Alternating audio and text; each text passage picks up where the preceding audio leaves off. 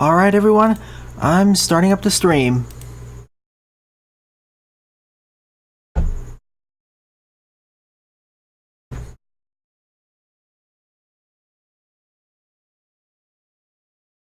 Can you hear me?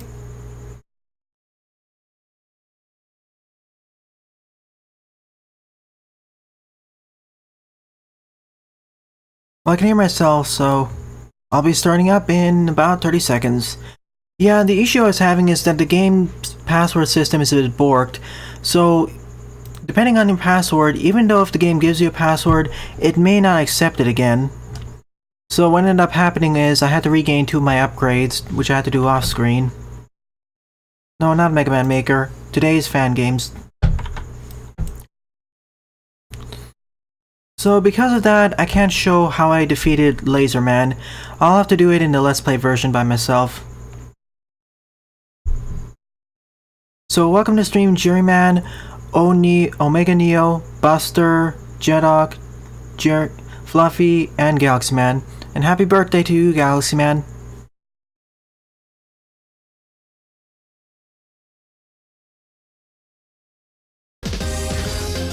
As you can see, I defeated Laserman through a password, so I'll show it off screen in the LP version. So after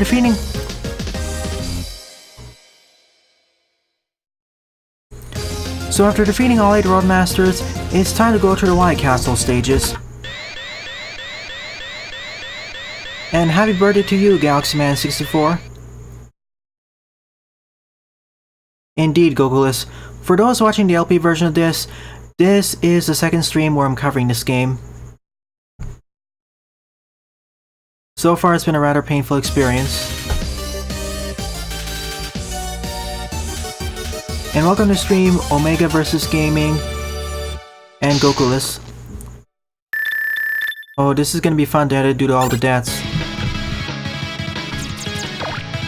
So we got the Immortal Stone, as well as the Laser Wave, so let's show them off. Immortal Stone is a stone-based shield-based weapon. Immortal Stone is a stone-based shield weapon. And you can fire each stone individually by pressing the fire button again, but it uses a lot of weapon energy. And here's the Laser Wave. It's kind of like the Magnetic Shock Wave, though not as good due to the gaps in between. It deals a lot of damage per hit. I'll be saving most of these for weaknesses though. And as always, equip the charge rate upgrade. These cannons are still so uncharacteristic. These cannons still feel super strong.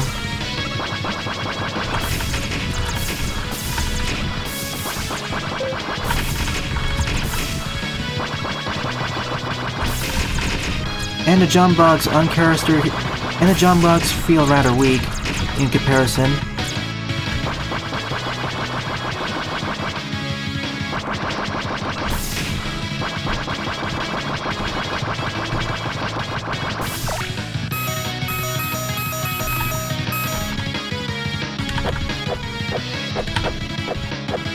I still gotta get used to the awkward menu controls.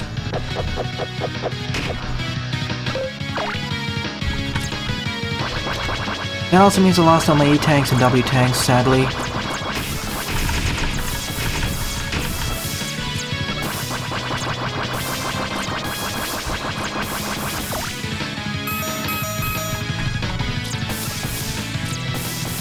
Yeah, they can hit me from behind the wall.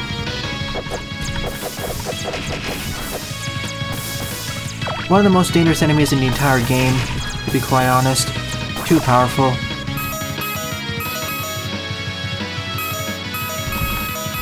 Maybe Thunder Wheel will work better.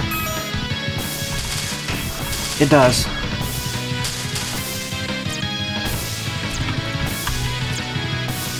I can't jump off properly for some reason. One thing I'll commend this game for is its useful weapons. Most of them feel rather useful. None of them feel rather underpowered and whatnot.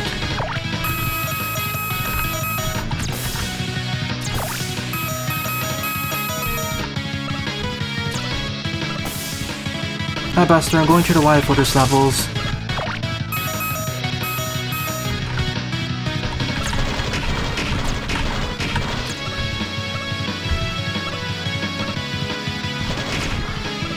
Thank you for an extra life. I need as many of them as I can get. Of course. Can't forget this game's trolley.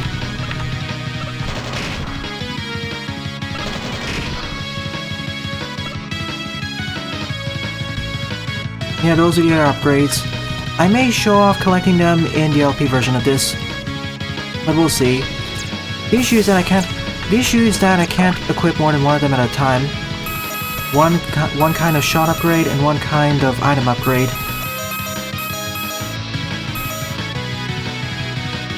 That's not what I want. For this section, because of the flipping platforms, I want a rapid firing weapon.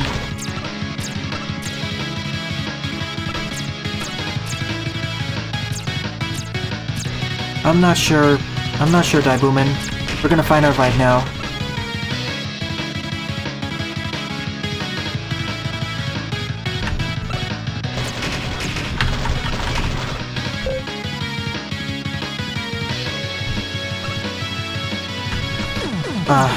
Again, jumping up the sides is a bit awkward.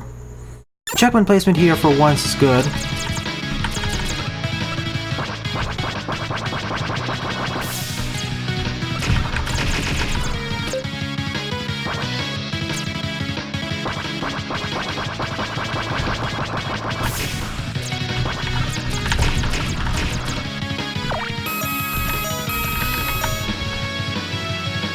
Whoa.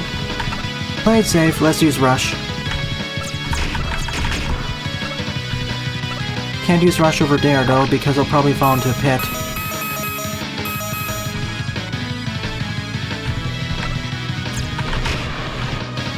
No, I could use Rush there.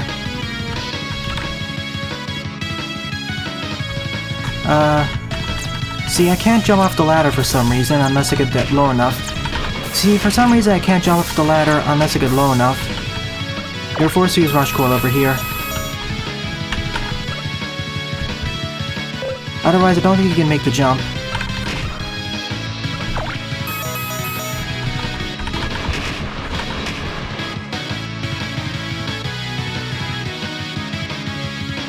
Hi, Piano.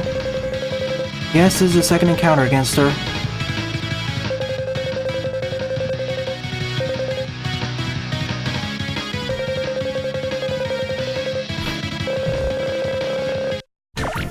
Her weakness during this battle is the Thunder Wheel.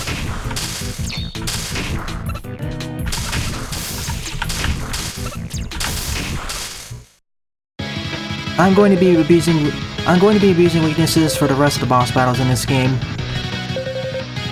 I'm not taking any chances. Now, if this game was actually decent, I'd try using what I tried dueling on Buster.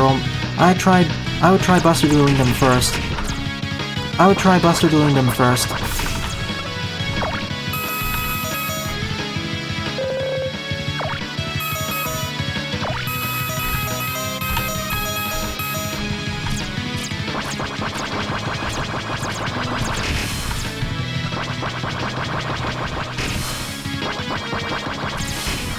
The Laser Buster is so powerful. It's amazing.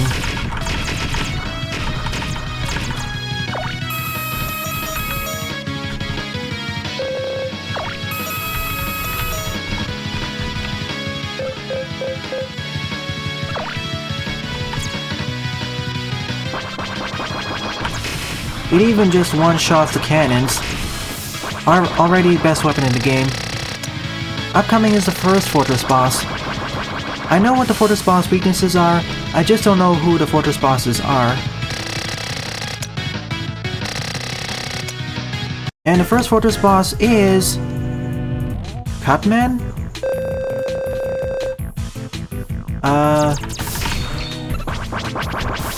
What?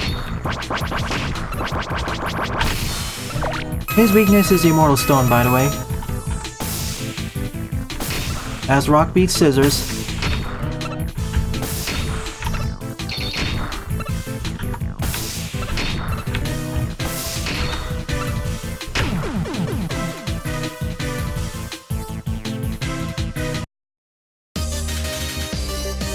Honestly, this first Wily stage was better than most of the stages in the game. The level design was below par to okay. No, this is not a Flash game. Many Mega Man Flash games are better than this.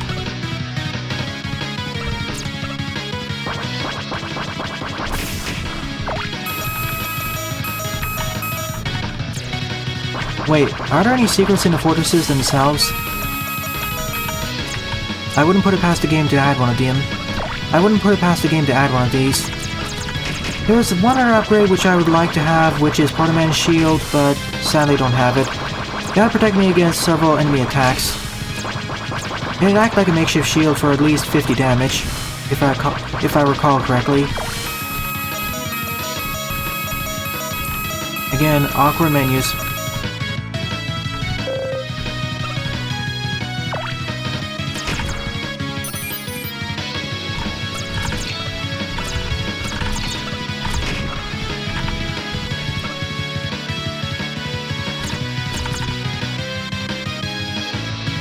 Just like in Mega Man 2 Wily 2.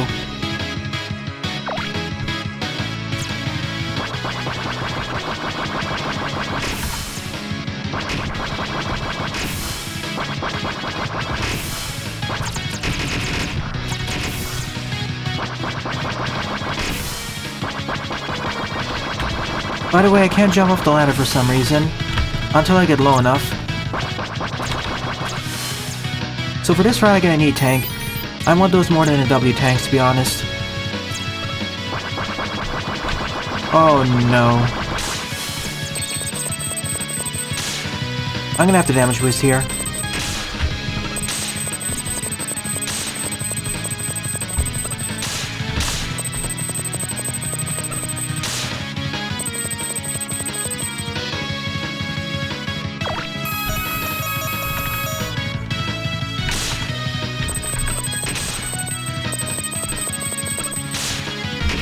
Missiles? Seriously?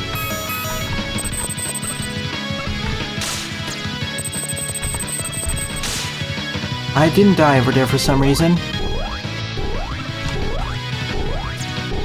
It is possible, but you have to be rather precise.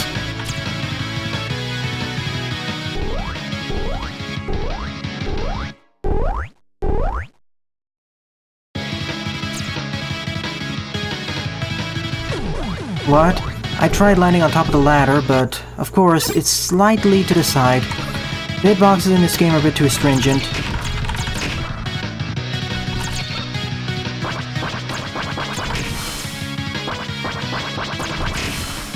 What happened was I did a minor jump, but it considered it to be a major jump.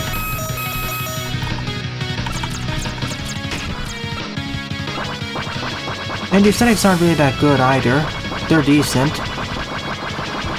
Frankly, I just don't think this game was properly playtested.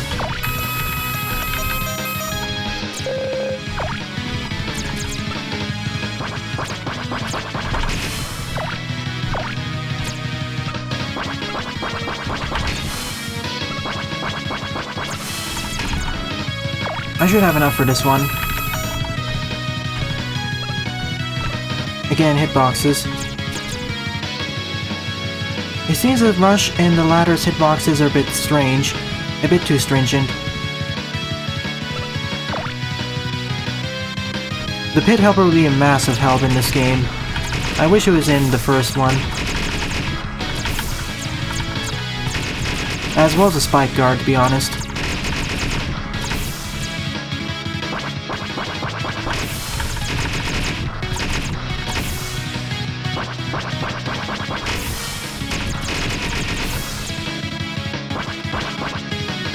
Probably should have taken the lower ladder this time, but it requires more weapon energy.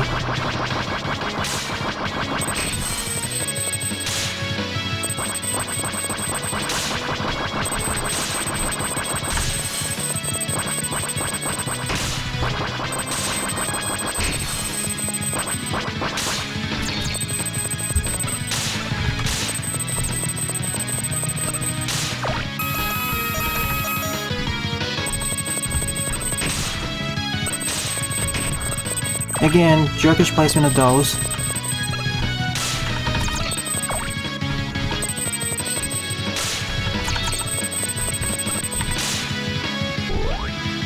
I don't think you can kill the presses. It just looks like they're affected, but they effectively have infinite health.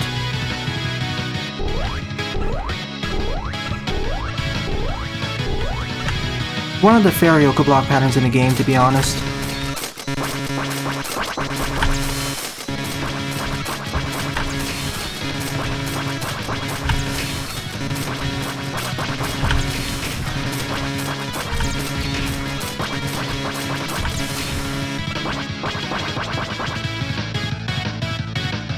Next Fortress mini-boss is... Ace.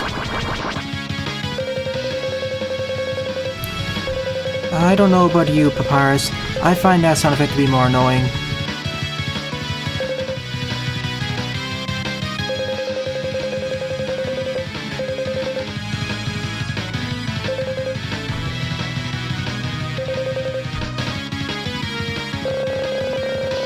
His weakness is the Thunder Wheel. Yeah, he shares the same weakness as Piano. Well, I guess it makes sense as they are siblings.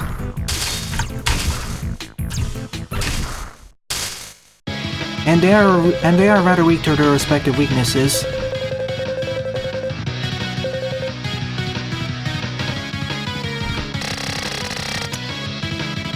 Invisible shutters and...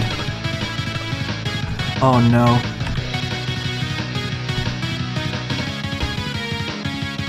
Actually, this is one of the better Spikefall sections. Why is it that the Fortress stages are easier and better than the Roadmaster levels? It's crazy the difference in difficulty and quality. Can you please drop a life pickup? I really hope the checkpoint is nearby.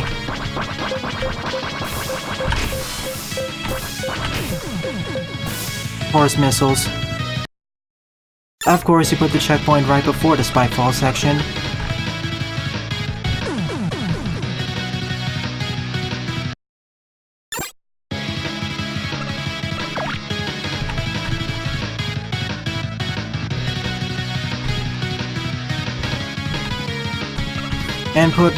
And put Bombless Pits right next to the falling platform.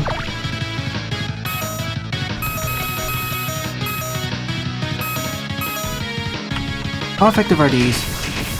Pretty effective, I think. But they get deflected by these.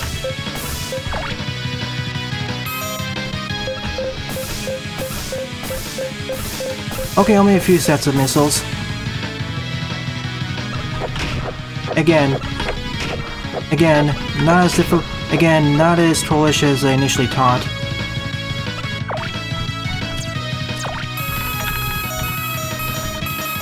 If you think this is bad, the main game before it was worse, for the most part.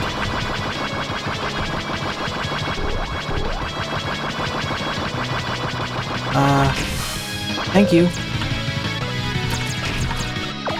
Uh-oh.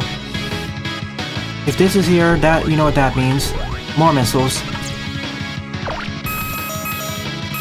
Honestly, I think I feel the bigger charge shots better here.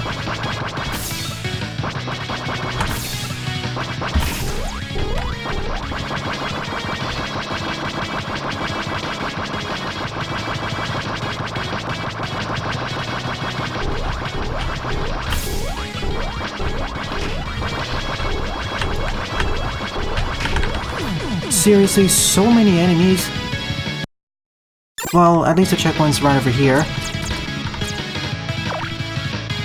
And my last life. Is there a weapon that can more easily protect me? Well, there's the Mortal Stones, so I'm gonna have to rely on that. And I'm out, it's not enough. Flare shot time.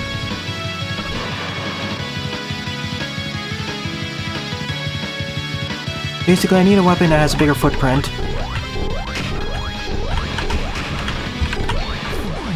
And you need to be faster there. Why? And of course, I lost all my lives, so back to the start of this stage. Again, I don't have so many problems with the missiles, I have more problems with the fact there are guarded enemies there. And there's not enough places to regenerate your weapon energy, easily that is.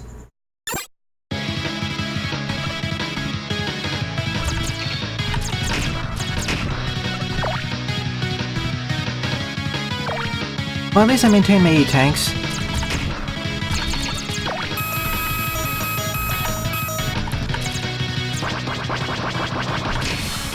And yes, like before, this will be edited down in post.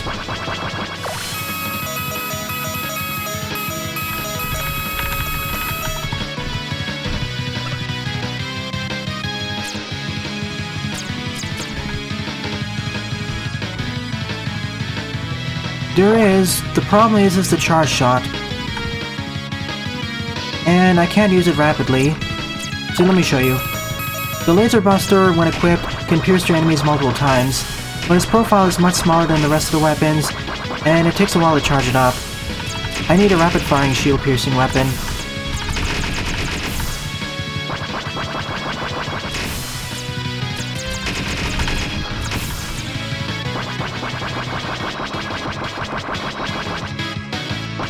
At this point, I feel even Eternal is a better game than this.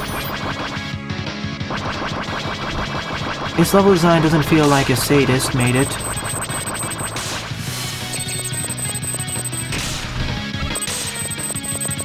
Frankly, my biggest problems with that game are not its level design, it's its physics.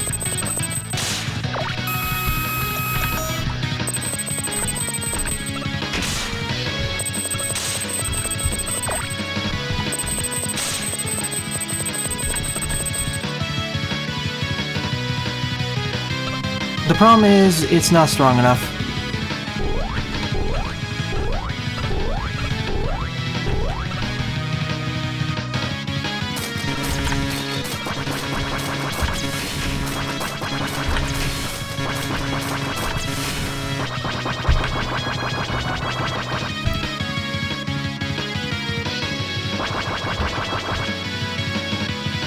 The Immortal Stone is fairly useful against regular enemies, but mainly against those who are unshielded.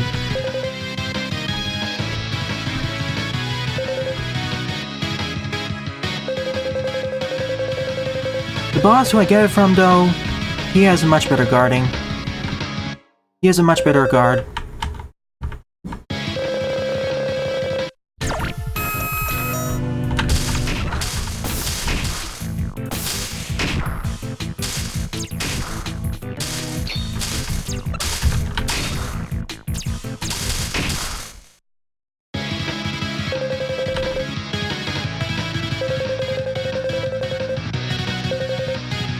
I don't know about you, but I think the level design there feels fairer.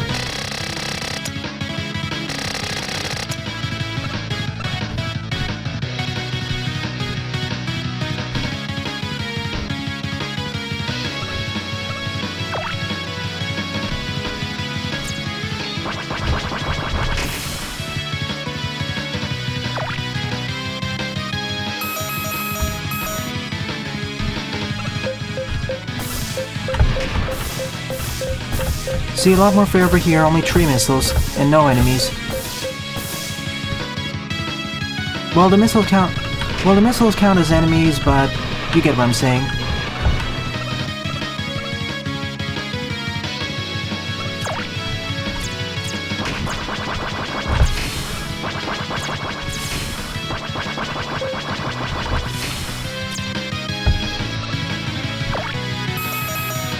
I wish I could rush at this, but I don't have enough energy to do that.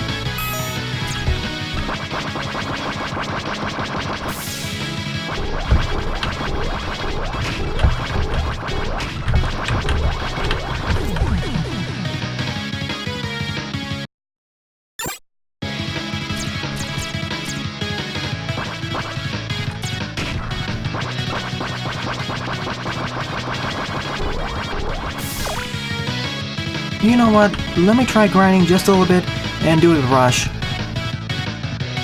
I mean, might as well.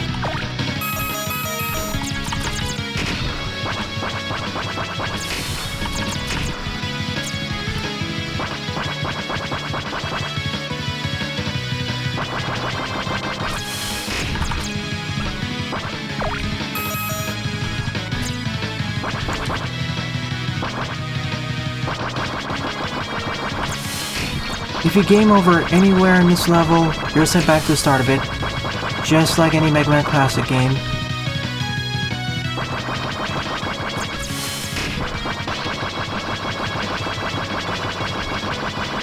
Well, in the Mega Man Classic series and beyond, yes.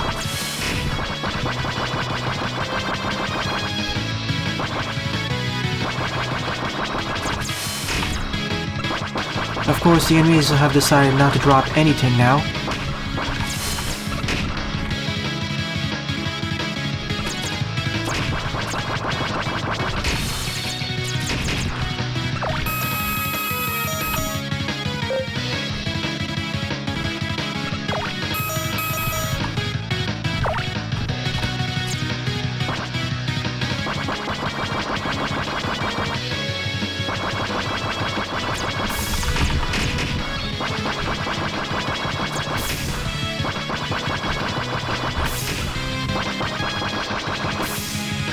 Okay, let's try Immortal Stone again.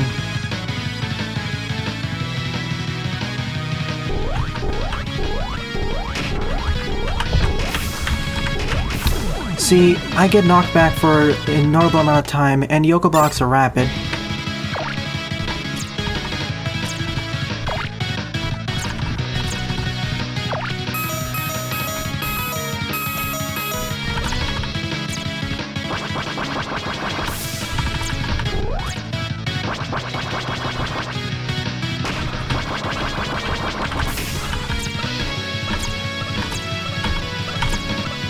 Oh great, my buster's broken after dying.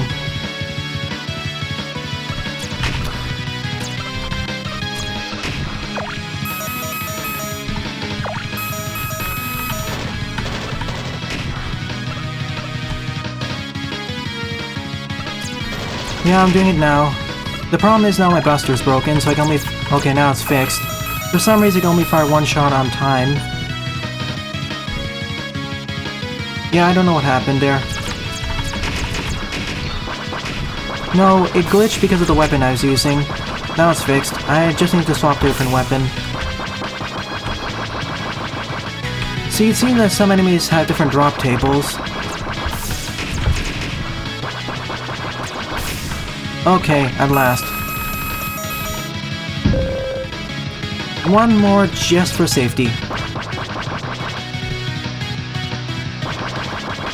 For a short while.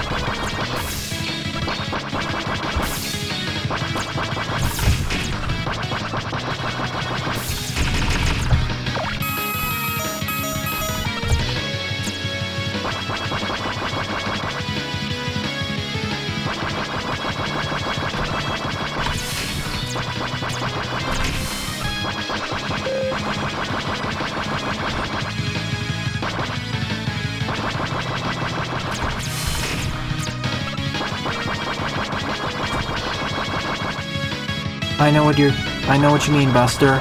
I'll probably cover part of the game for April Fools. I won't complete it unless I use Cheat Engine, though.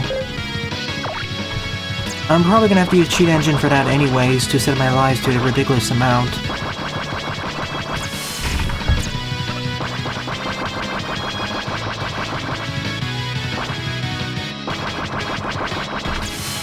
At least the Sniper Joe is pretty weak. All the Sniper Joes in this game are relatively pretty weak. In general, this game's balancing of enemies or rebalancing feels very strange. The jump bugs and Sniper Joes feel uncharacteristically weak, whereas stuff like those cannons feel so strong.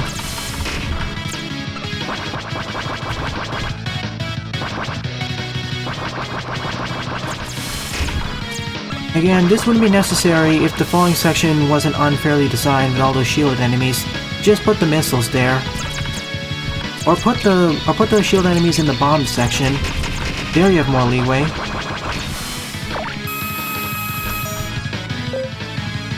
Okay, I think this is enough, I hope. I'm just gonna wait for the Yoko blocks to despawn, just for safety.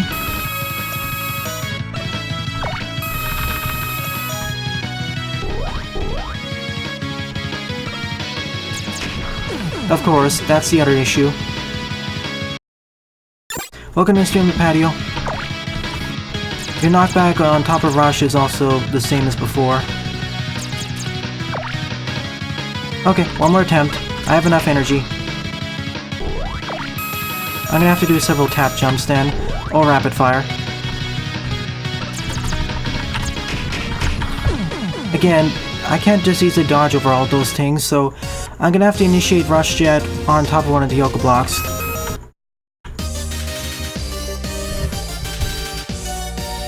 From what I've heard from other people, Wily 2 is one of the worst stages due to this particular section. I'm pretty sure if we had the Proto Shield this would be a bit easier.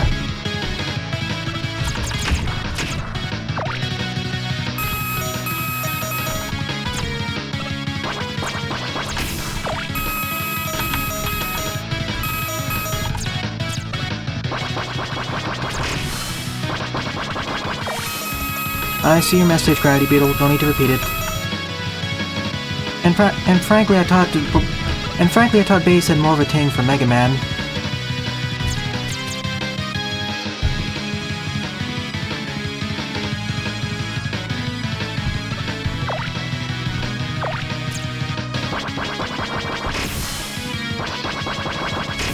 I don't blame them.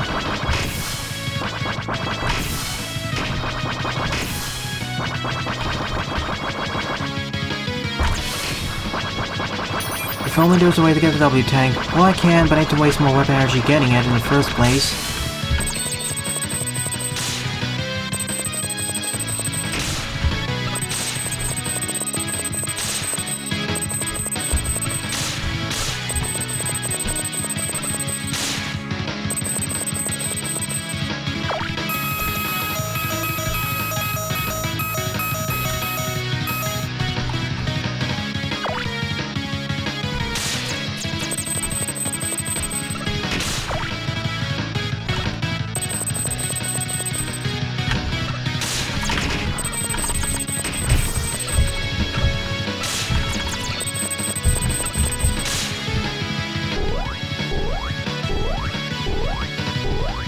See, the first half is fine, if a bit difficult.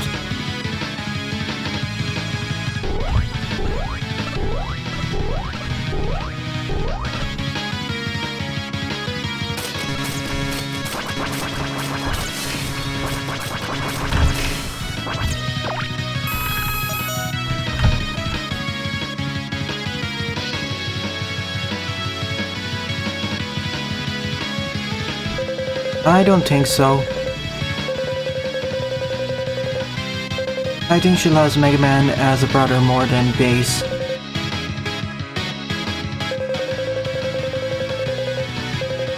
I don't want to do that because the hitboxes in this game are a bit inconsistent. Or rather, overly strict, so standing on the side is risky.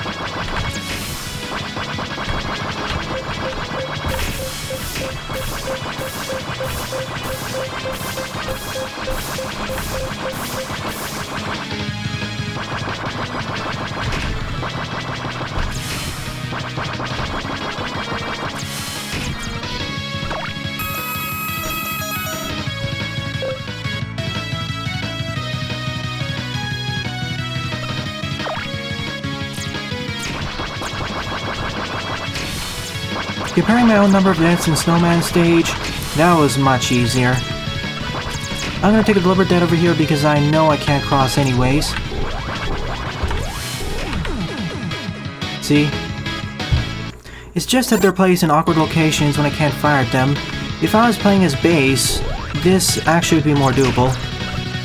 In fact, if someone could recreate this section with Base and Mega Man Maker, I'd like to show off during that stream. That seems much better suited to his character abilities.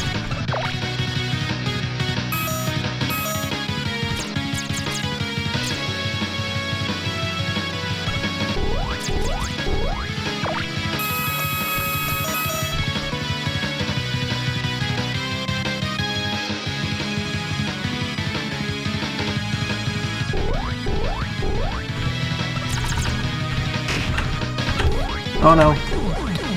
The Yoga blocks actually keep spawning in, but Rush goes faster. I'm gonna have to time it even more just before it despawns.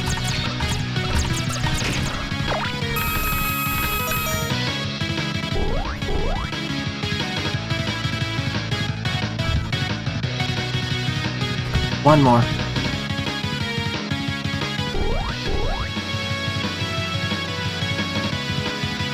Okay.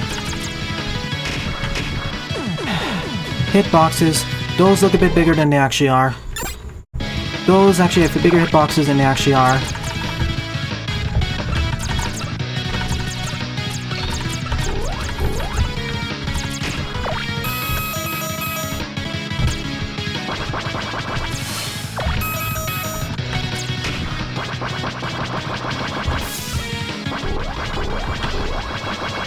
It could help me if I can initiate the rush jet from a high enough spot.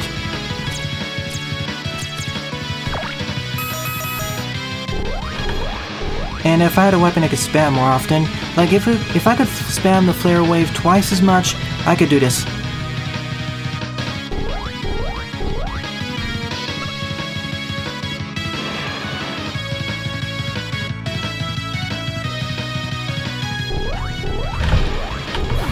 What? I just... stiff controls. There is a way to skip past the stage using a password, but I don't want to do it just yet.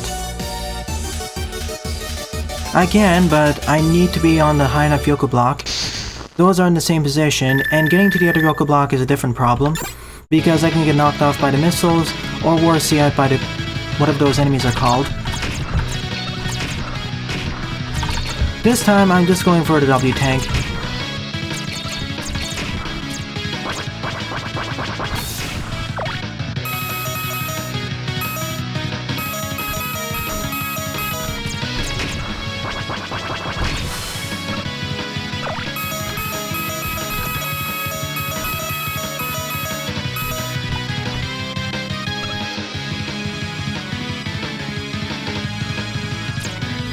It's not the Yoku blocks which are the problem here. It's more the placement of those guarded. It's more the placement of those guarded enemies. And the missiles to a lesser extent. Again, if I could aim my shots, it'd be fine, but I can't.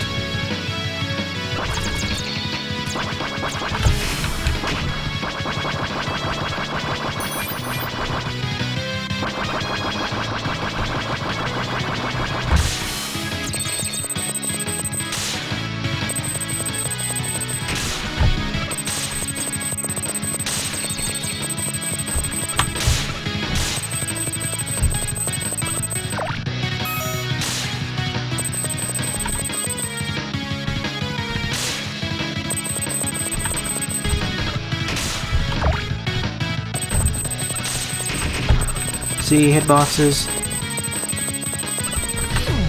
See bad controls and being stiff. Well, I'm gonna have to deliberate game over there because I need as many lives as I can get over there.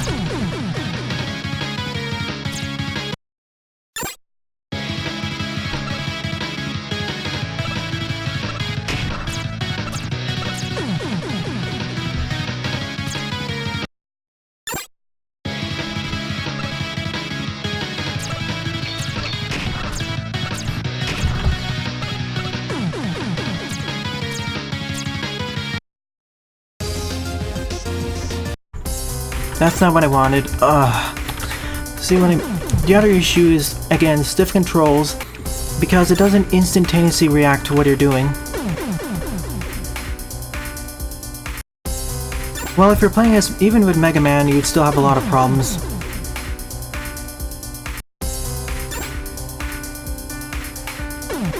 Considering all the things that can't be trusted in this game, like the controls, the level design, enemies popping out of everywhere, random pits, those are the least of my concerns. See, I tried pressing down and right, but it didn't accept it.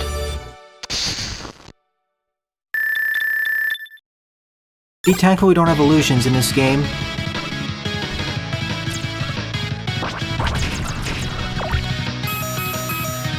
See, I get what this game is trying to go for, but it feels like it was not play-tested at all. I like the weapons in this game, I'll keep saying that.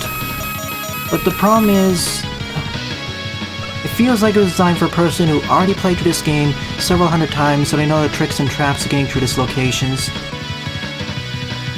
Otherwise, I don't understand how a first-time or even an intermediate player will get through this without dying dozens or even hundreds of times.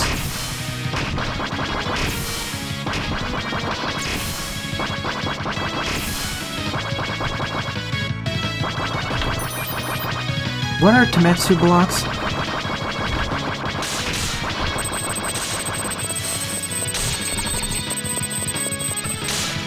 This is the first time I've heard of them.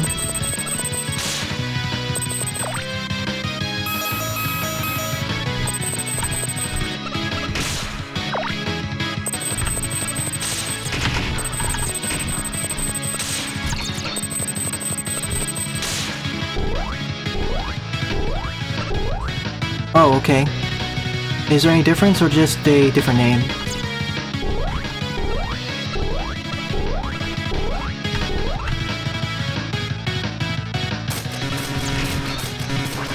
I can skip past it by using a password, but then I'll lose my upgrades. That's the sacrifice. Good news is that I have plenty of V-tanks now.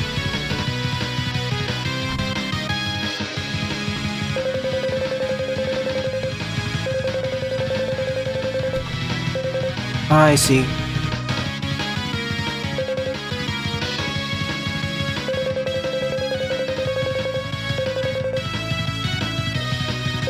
See you later, Mega Man. Eventually, if I have enough time after this game, I will do Mega Man Reloaded.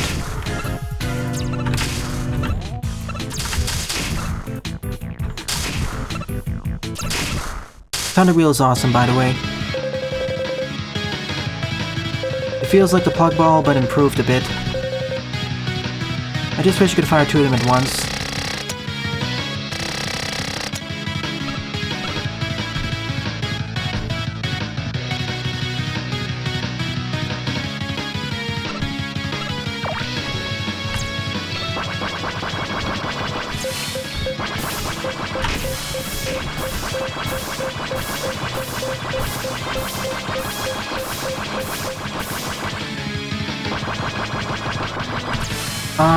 If you have a time-slowing weapon, maybe.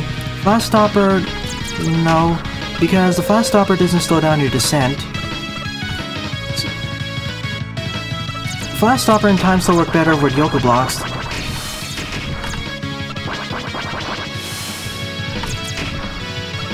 If you have something like the Shine, perhaps, then it makes sense. Anything that slows down your descent, or gives you an extra jump, or extra mobility, they help with spike drops.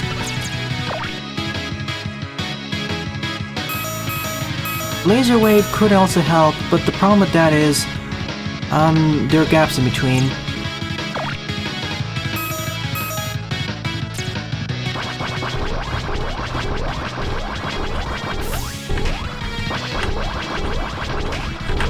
Again, knocked by that one.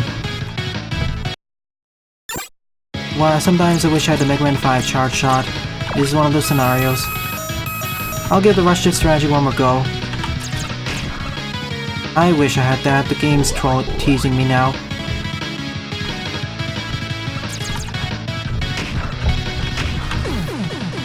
Yeah, I can't jump over all these enemies at once. So I'm going to have to do this the normal way up until that last point, I think.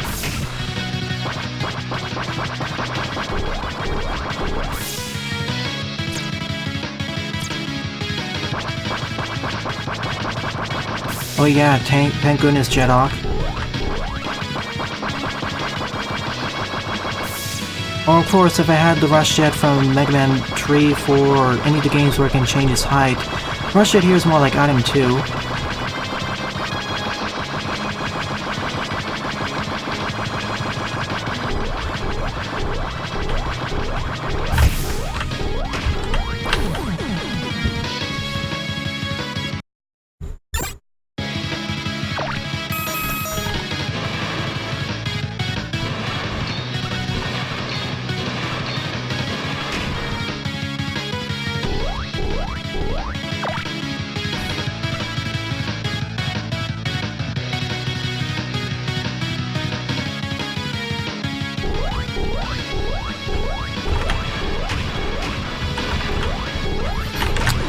I pressed jump. Stiff controls.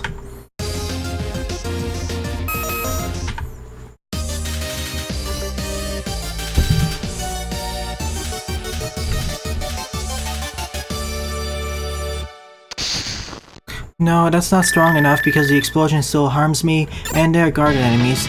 I need something that can pierce through the enemy guards. I can dodge the missiles, but I can't easily dodge these enemies.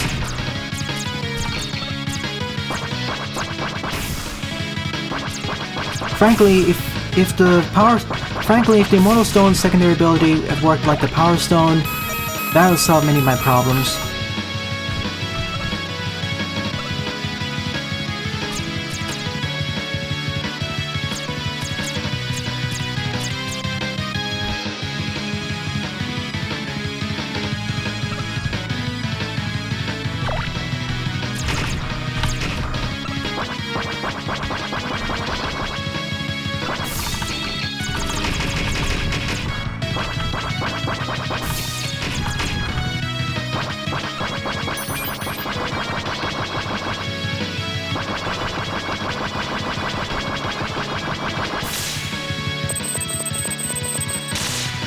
How does that help with Spitefall sections, Gravity Beetle?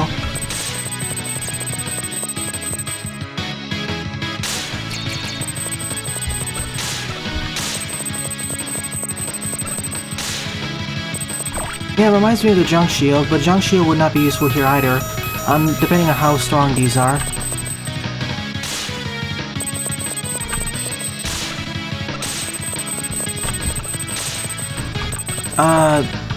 What? I dodged that somehow, even though that's not supposed to work that way. I want beat.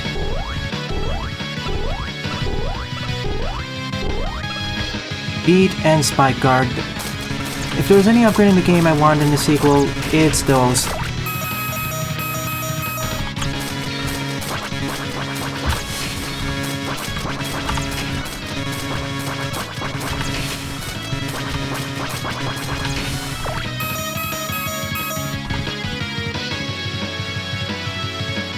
Auto Charge would be nice as well, but you should have the option to disable it. Yeah, Tangle's also a weapon, I know, but I want Beat. I want the Beat Pit Rescue Service. Or extra starting lives.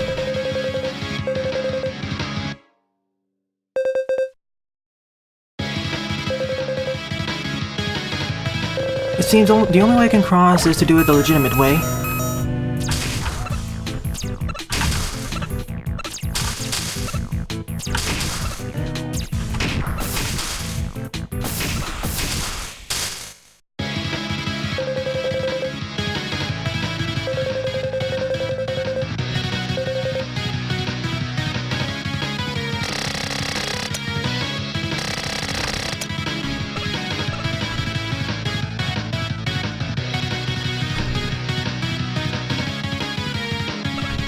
On a different note, have any of you watched the Sage 2019 trailer? There are 2 or 3 games I want to cover there. The Mega Man Star Force fan game and that Mega Man 3D fan game.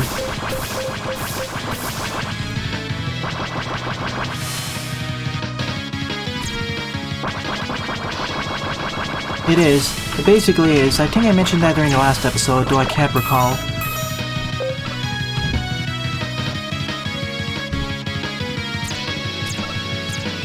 Yeah, I'd like to see that eventually, Jedok.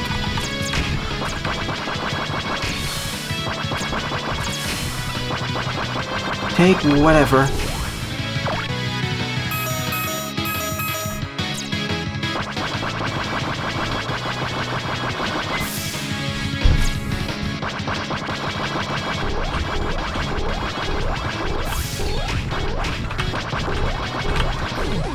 Not fast enough.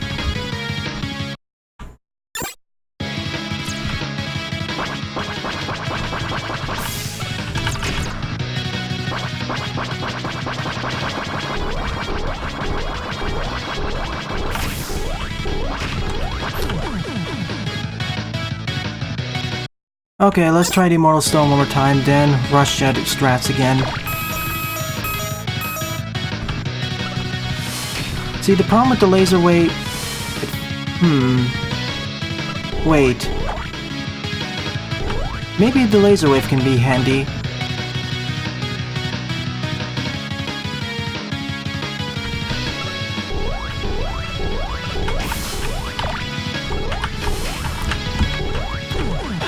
I can't swap out of it easily.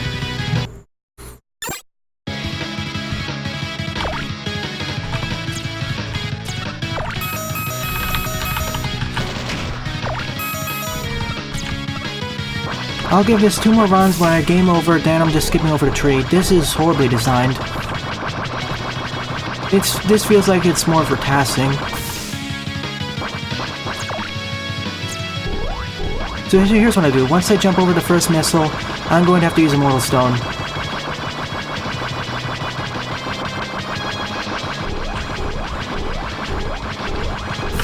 Okay.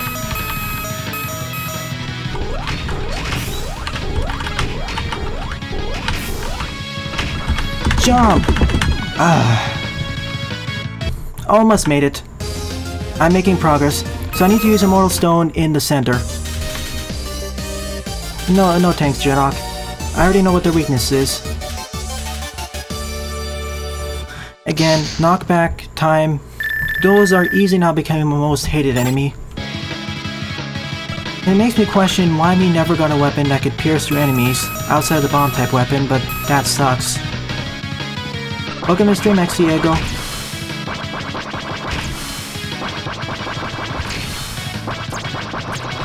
I would use the laser type weapon more, but as you can see, the problem is it's too small. Its profile doesn't hit that much. Quickman would still be better than this. So now I know what to do.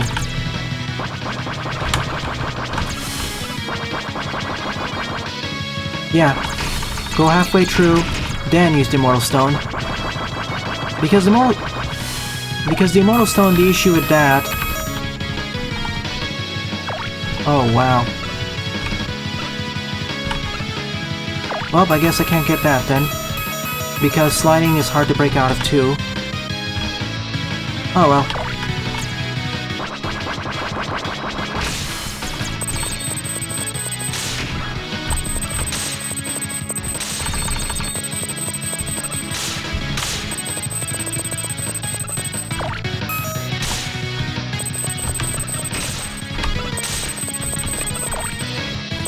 Also, hitboxes. Rush it kept pushing me forwards even though I was not on top of it. Quality.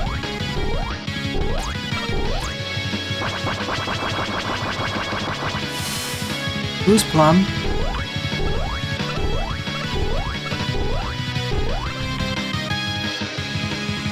I recognize the name, I just don't remember where she comes from.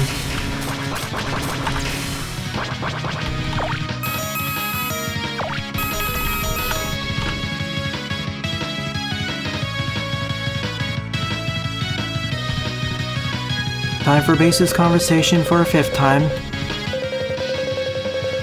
This will all be edited in post. Battle and Chase, I see. The racing game.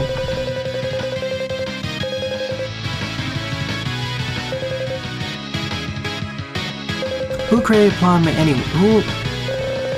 Who manufactured Plum anyway? Or built Plum?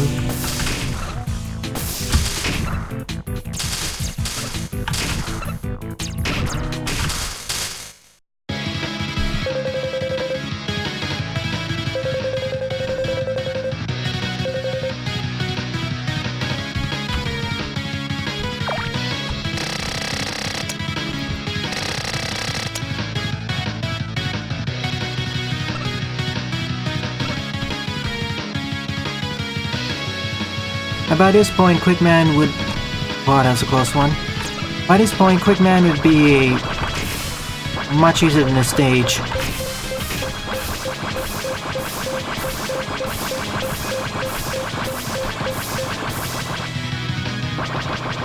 The irony of Laserman's stage is that the toughest part of the stage was not the force beams themselves, it was the rockets and the space section.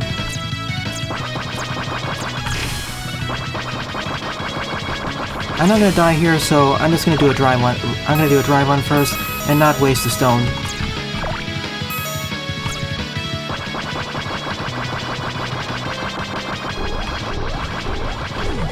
And fall off anyways because stiff. Probably a third-party developer then, manufacturer.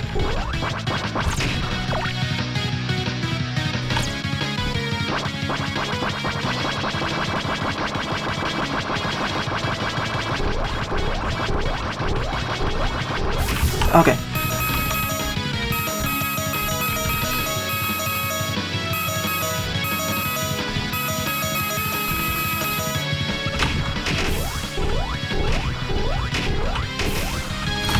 Again, stiff controls, meaning that the jump doesn't... It seems that the movement takes priority over jumping.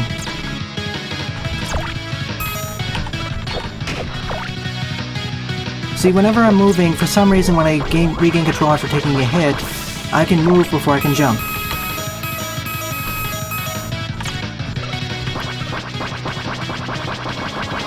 That's the thing that throws me off the most. Okay.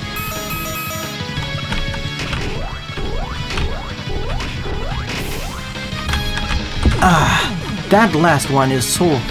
Okay. I'm ranting enough. Back down to 0 lives.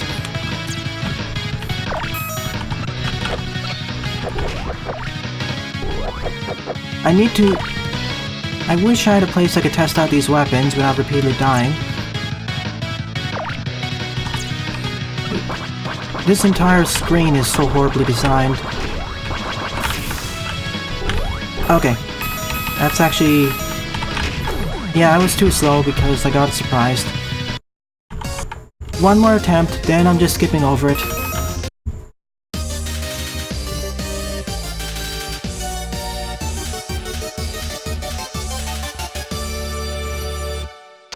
Add that to the truckload of problems this game has with inconsistent difficulty.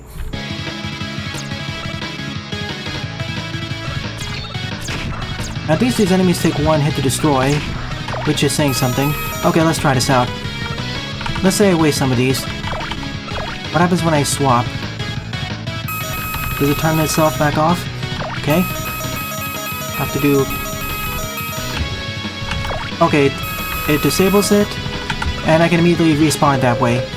Good. So when I run low, I'm gonna immediately respawn it so I don't get hurt by that last... What are these enemies called anyways? I recognize them from Mega Man 5 or 6. Oh, thank you.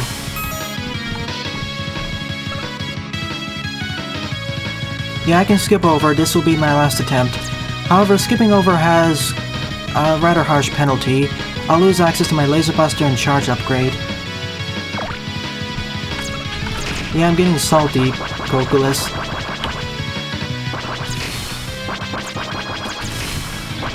That's why tonight I'll relax by playing Forger again.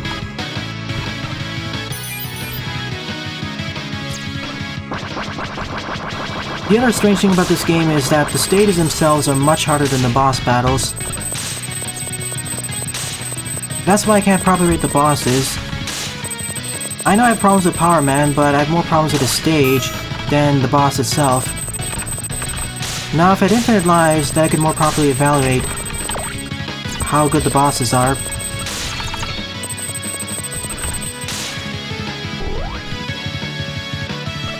I don't want to compare bosses to stages though. I still haven't reached the second and Piano's probably coming back for a rematch.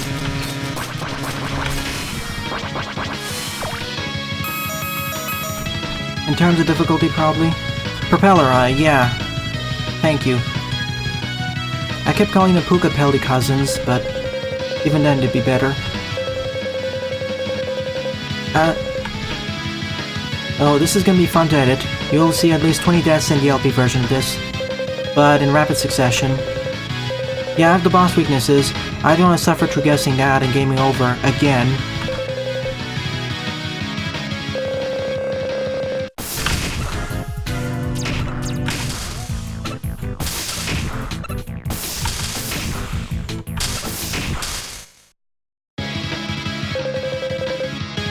I found another modified solution, Rafa. I need to quick weapon swap off my weapon and back on in quick succession so my shield is recharged.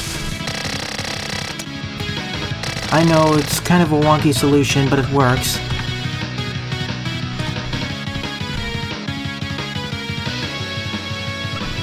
Take this LP as an example of what not to make in a Mega Man fan game.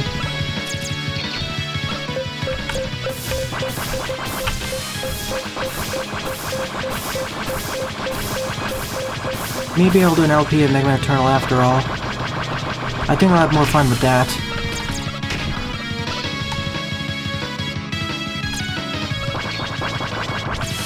Again, most of my problems are not with the physics or the weapons, or even the enemies individually, it's the level design itself.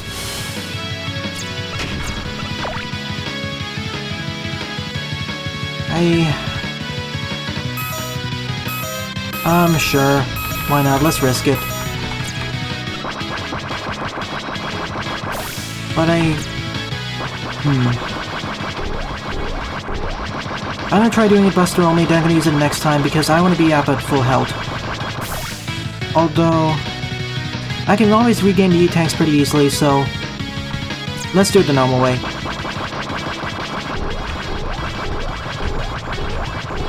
Okay.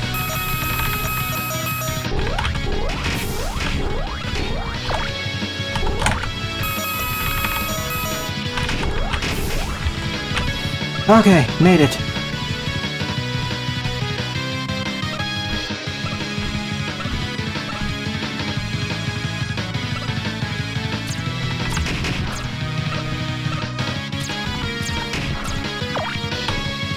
I don't know where the next checkpoint is, so I will use an E-tank if I get too low.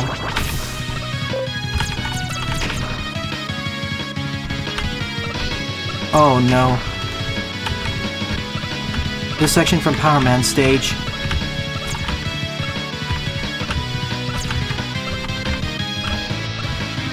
Is Mecha Dragon coming up? Alright, the end. Checkpoint is here. We made it, everyone. After about 45 minutes of failure, or 30 minutes of failure, we made it to the boss.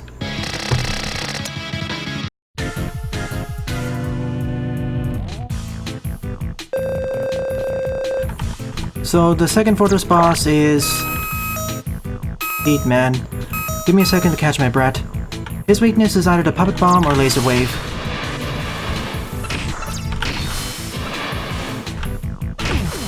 Tree shot by the laser wave. Even without using his weakness, he's much easier than the stage preceding him. Let's all let out a sigh of relief.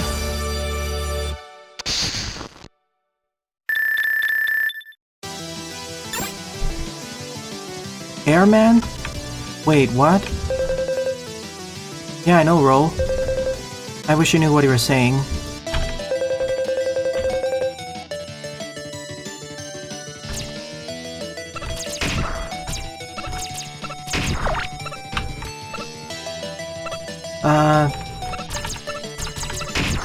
I guess rush it?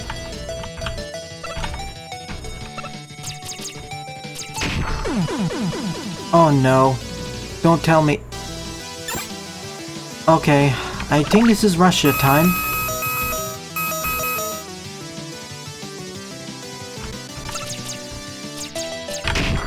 And immediately fail that one because I forgot about those enemies.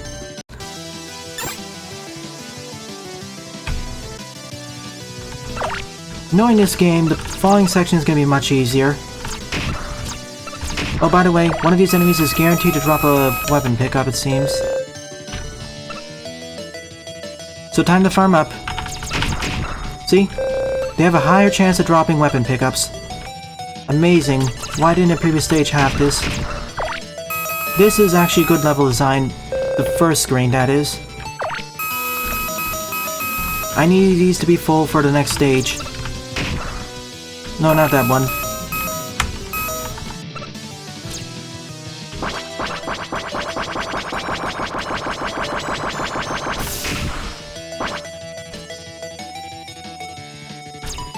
Let's see if the game actually changed it. Remember, I tried using Rush Jet before in the previous stages and I couldn't do it. It may have been an added feature. I don't trust this game, so...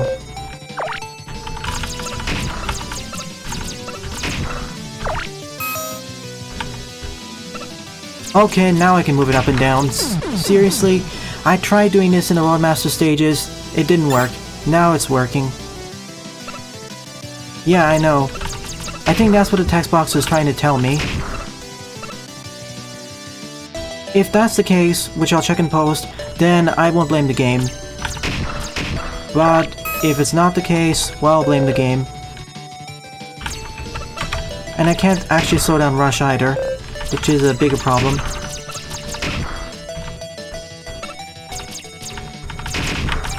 Because your knockback is so strong, combined with Rush's forward momentum.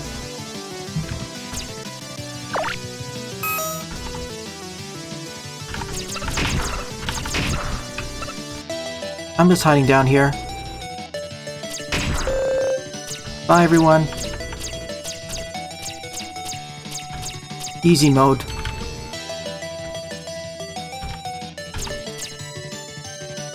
Well, I know what I need to do now. I need that.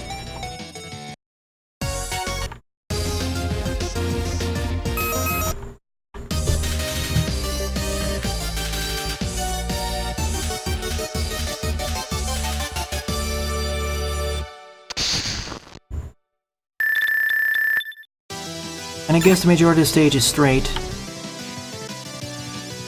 Oh goody, this text box.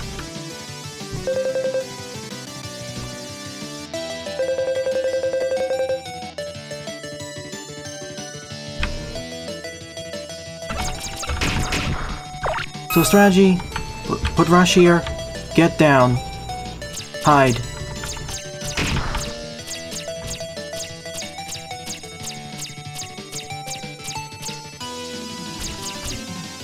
Then get back up here.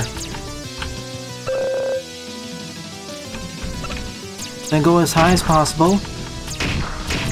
And you can actually... I'm salty. I almost made it though. Oh, okay, so I won't blame the game for that. It actually tells you what's going on.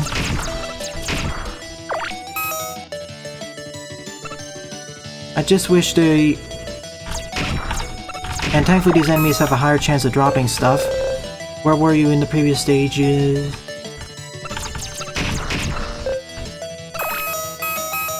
And yes, I know I have the W tank.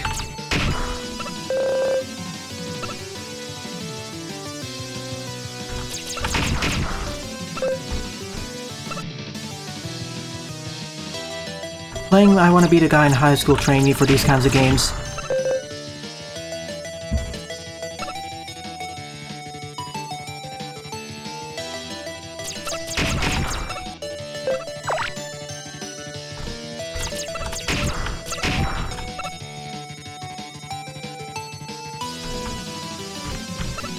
Alright, next strategy, hide down here. Fall off because you can walk off of Rush. It's not like in regular Mega Man. I'm too low on life, so I'm gonna reset. Remember, in the regular Mega Man Classic games, you can't walk off of Rush yet.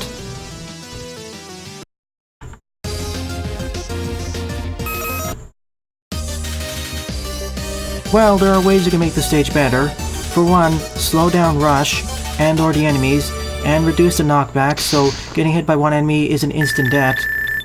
This is not Gradius after all. Even in Gradius you have more control, and you can actually move backwards.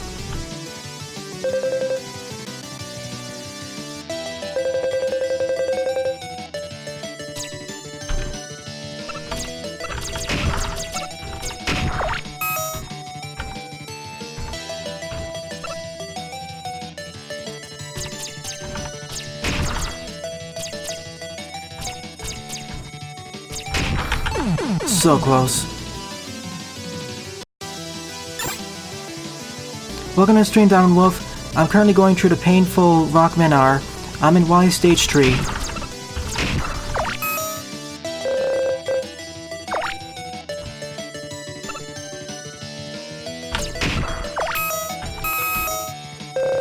And let me guess, Airman's the boss at this stage.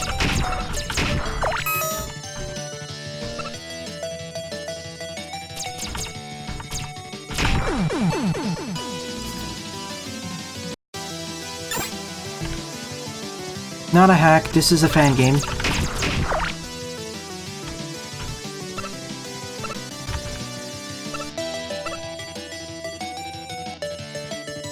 Well, in King 2, you can't get knocked off the rush yet like this. The amount of knockback roll tags is okay for the base game when you're moving around on the ground, but in the sky, no. It just feels like we're playing on insane mode of Gradius or something. Or Gradius Fast Edition.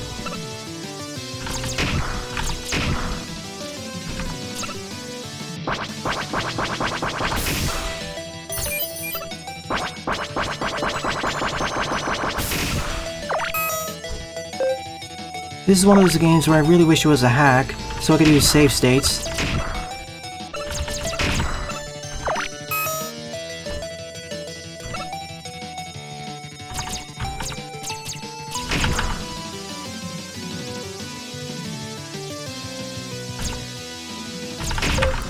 Oh, I just slightly tapped the button and walked off. Stiff controls plus overly sensitive controls, I feel.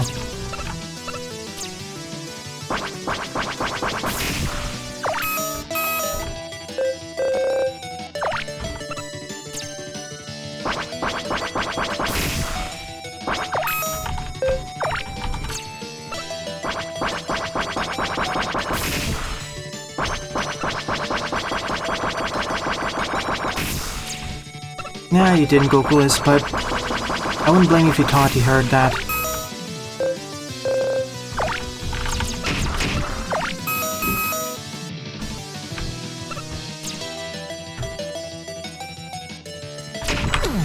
Wow, you need to pre-fire too.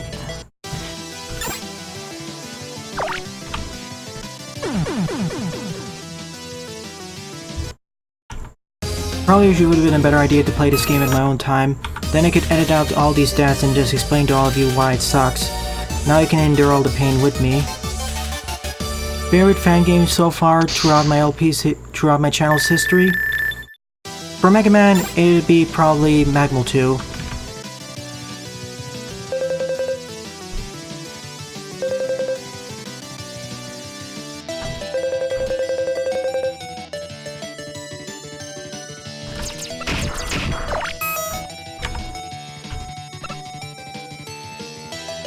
Even in Gradius, you have more shots you can fire at once.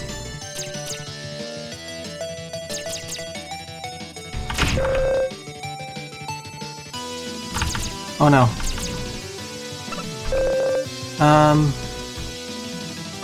I guess I go back down then. And get knocked off anyways. This is not really tuned well with the abilities. You need to know in advance where everything is and do it buster only. That's my biggest complaint.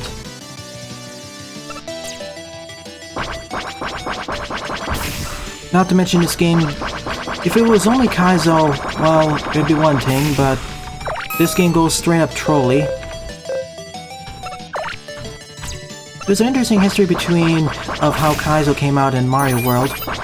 Frankly, the original Kaizo Mario World was a combination of a Kaizo game and a troll game. It split off later.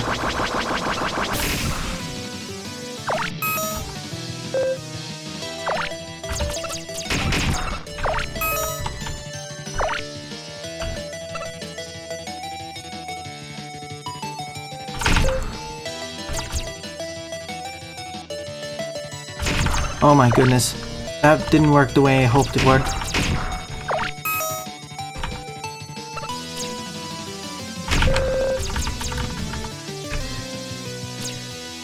Where's my pickup?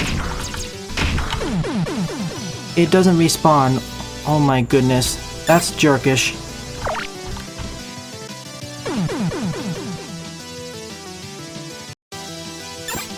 Again, the problem isn't so much W tanks. It's the knockback. I want an anti-knockback tank. Yeah, not some... The ring rings are fine. The falling enemies, maybe, but the biggest problems are the birds.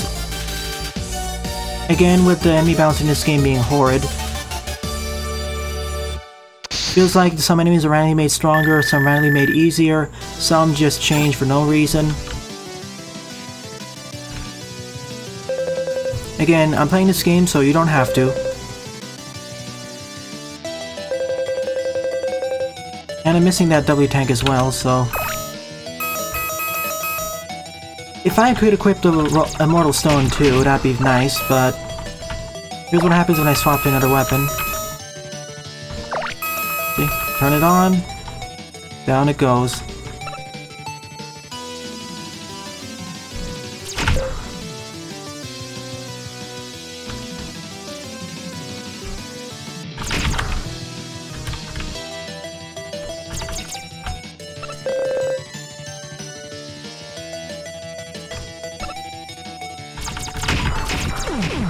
Too low. I mean too high.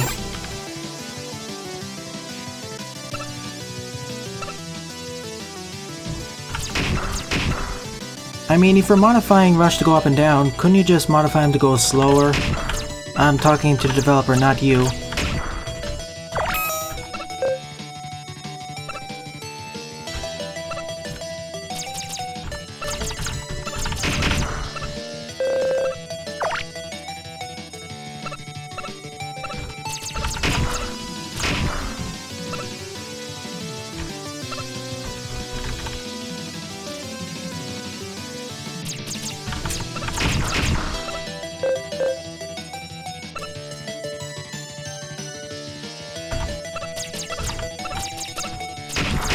Long story short, don't play the game unless you have the patience for it, and the patience to die several hundred times.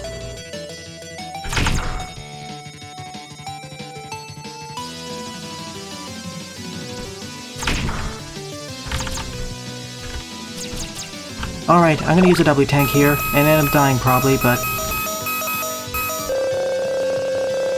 Okay, it acts like the good W... It acts like the better W tanks that refill everything.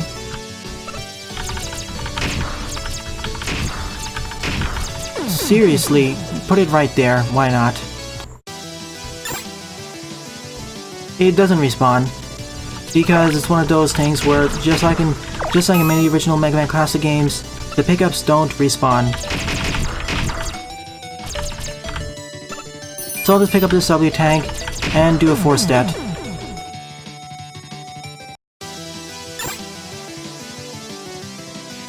Look up online at some completed Let's Plays.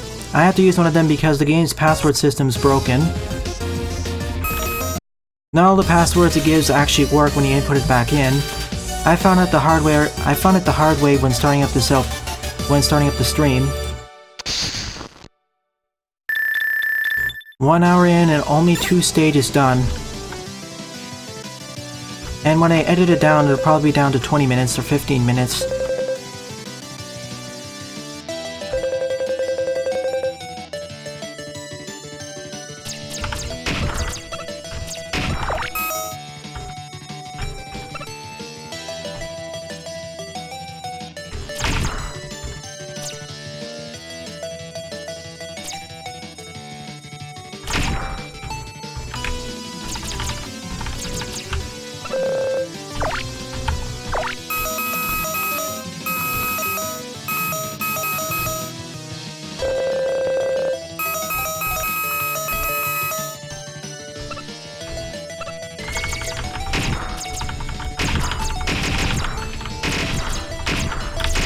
Seriously, now you put that there? Oh my goodness.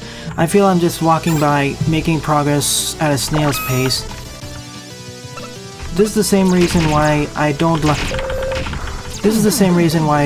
some of the Yoke Block sections where you have to react to it.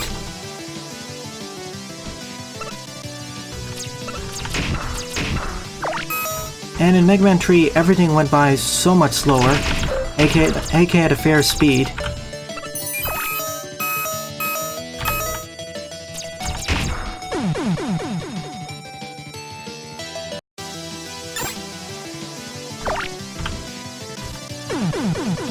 I'll give this 4 or 5 game overs, then I'll just skip the stage and just show it off in the LP. Remember, when you're trying to do stuff over instant death, please show the things in advance for the players. At least give an advanced camera showing where the enemy spawns are, then it's more of a memorization game.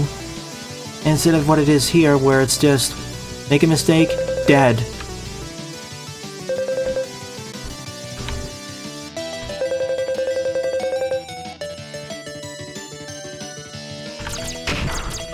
I want the W tank, so let's go for that first.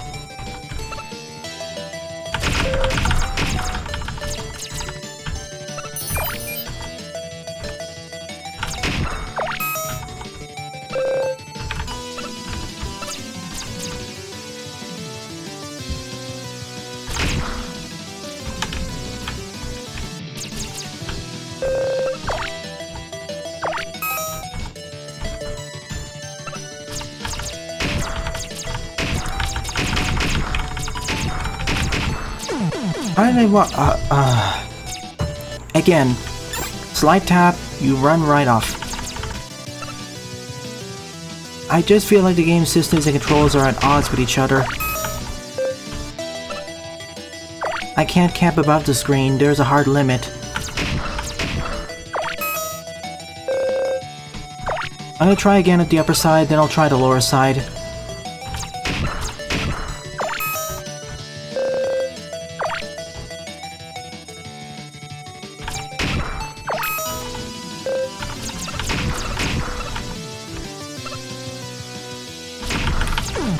Mashing guys and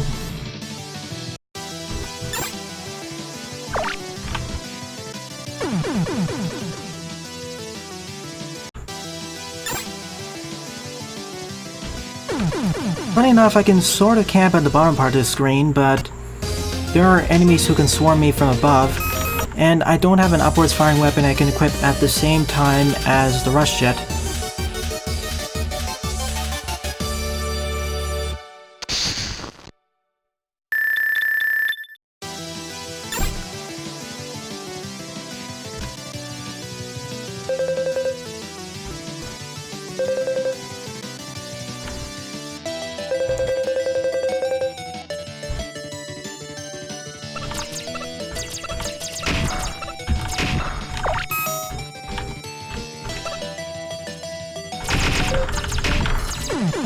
And of course, sometimes they lock on from the bottom.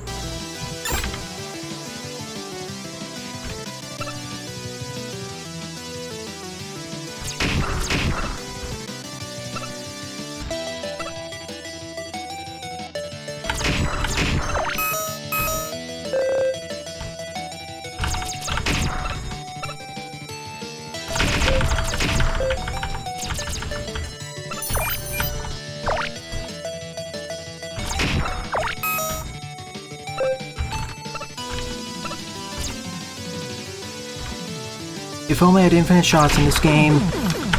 I mashed the fire button. The Dog Needle was also bad, but it went in slower motion. This section feels like I'm playing the game in 50% faster speed.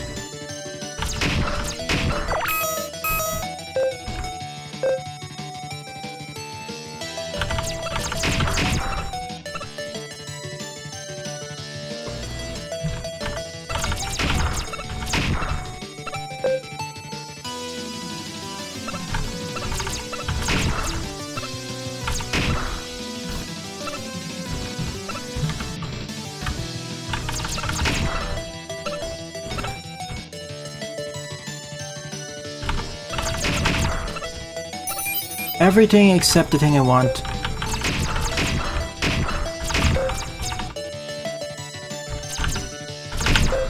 This time I'm gonna take the riskier route this way. Oh, I see the reason. My shots don't travel as fast when on top of Rush. Joy.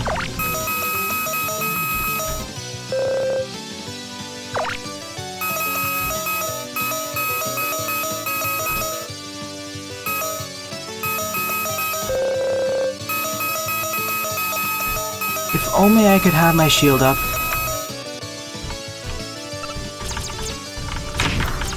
just...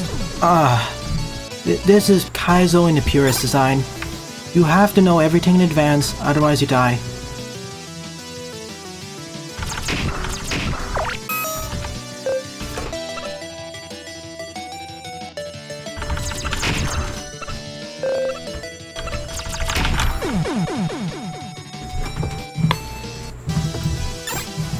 I'll give it 2 more game overs, then I'll end it.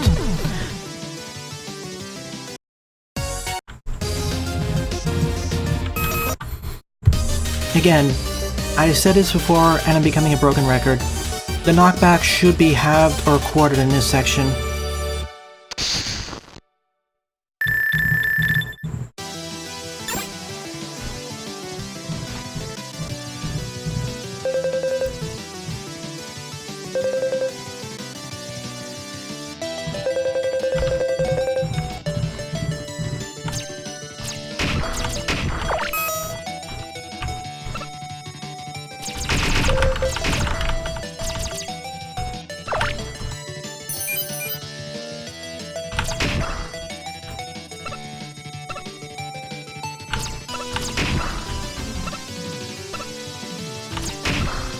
Oh goody, now the game is designed to be trolly.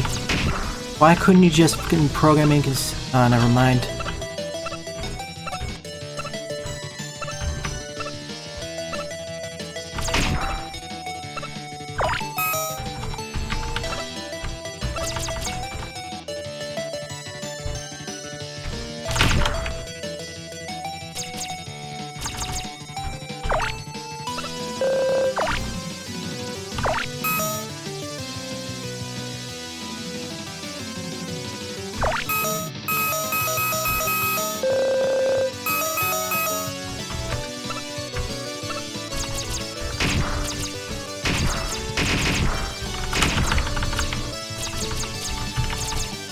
Oh my goodness.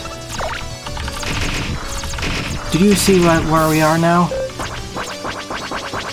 Oh no, not again.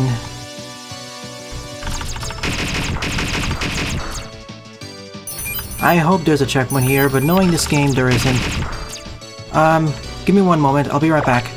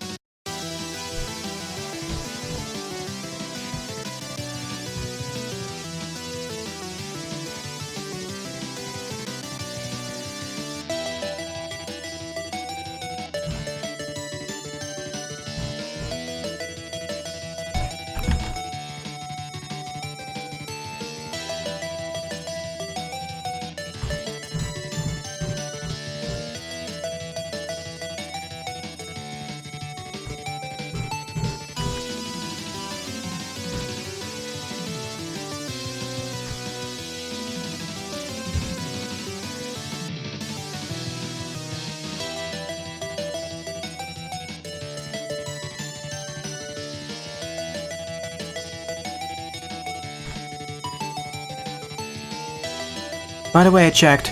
The checkpoint's right over there.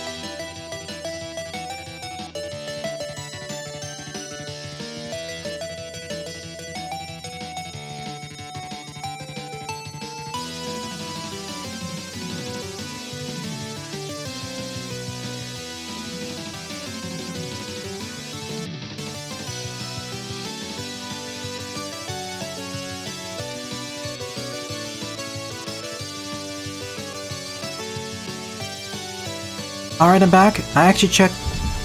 Oh, never mind. First, before I can move on forwards, I need to farm up. And I will need to use a W tank while in midair, by the way. No, that's not what I want. And these enemies are actually programmed to always drop more life energy, or weapon energy. Yeah, this is the halfway point. There is a checkpoint. That's what I double checked.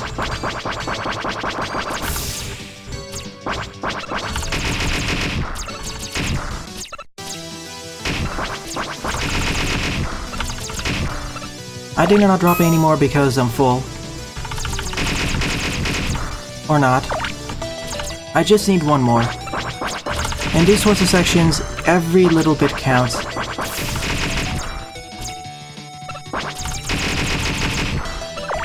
That's all I need. Here we go. Let the pain begin.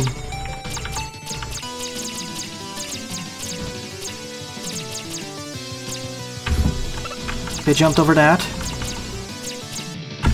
Jumped over that. Breakpoint.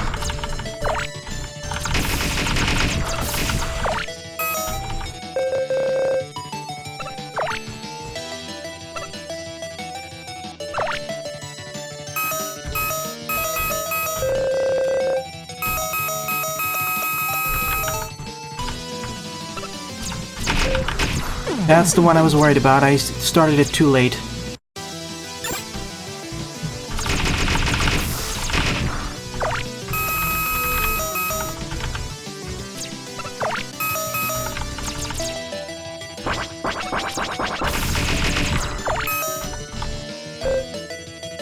Alright.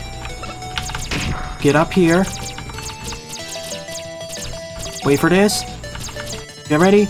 Jump. Get ready, jump. Get down here.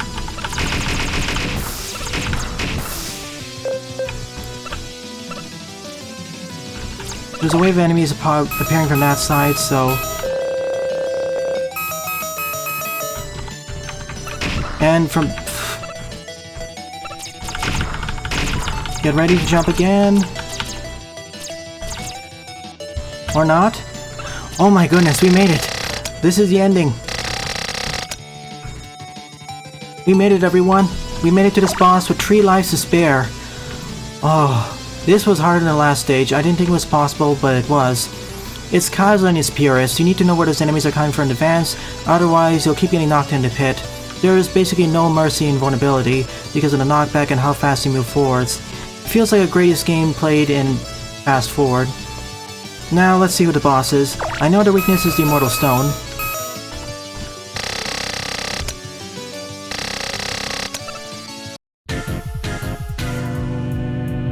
Of course it's there, man.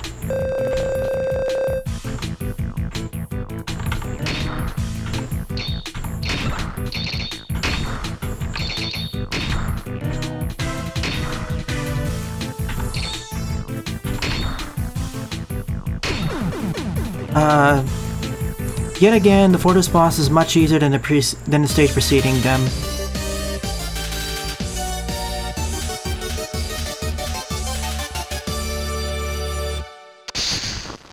I keep getting the feeling that the bosses were designed by a different designer, and the levels by a different one. I keep getting a feeling that the levels and bosses were designed. I keep getting a feeling that the bosses and levels were designed by a different design. I keep getting the feeling that the levels and bosses were designed by different people. The bosses are so much more fair. And we're back on solid ground. Even though this looks like ice physics, even though this looks icy, this does not have ice physics. In fact, these are the same tile sets as in the first stage, the intro stage. Oh, you know what this means?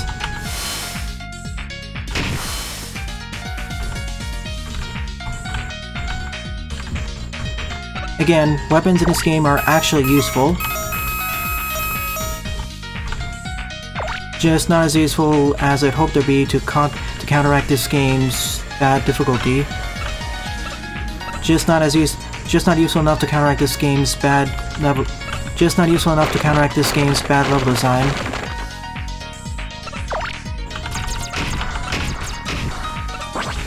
If this was Mega Man Maker, I expect there to be a secret to the left.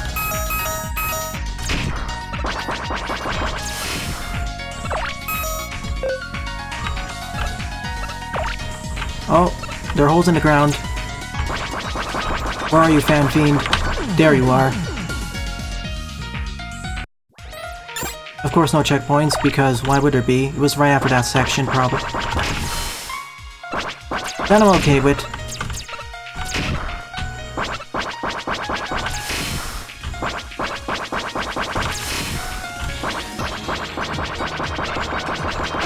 Frankly, I think one improvement of this game would be infinite lives. Among everything else.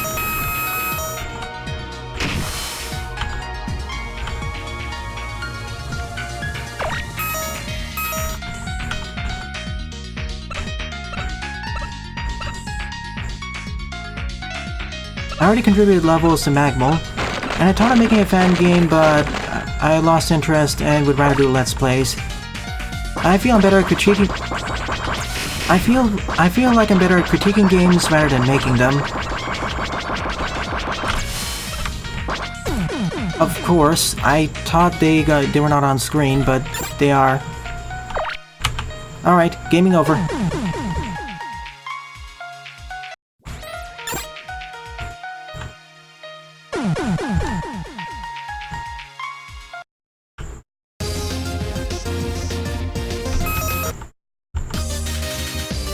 Also, let's hope that the Wily machine is not on the same stage as the rematches.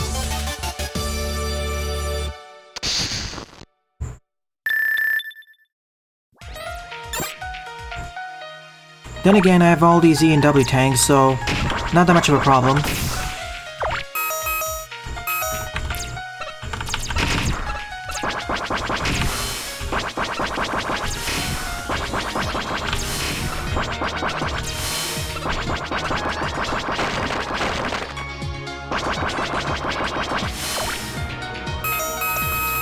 Well, it does refill my weapon energy when I game over.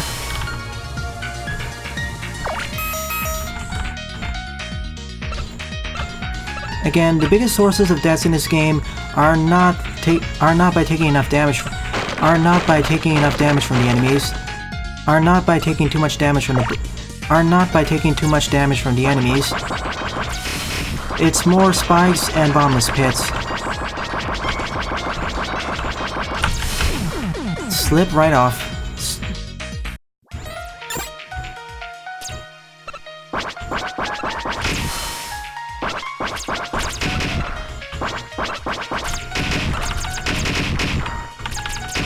Again, the Fan Fiends are much more dangerous in this game, more due to collision detection and kind of stiff controls.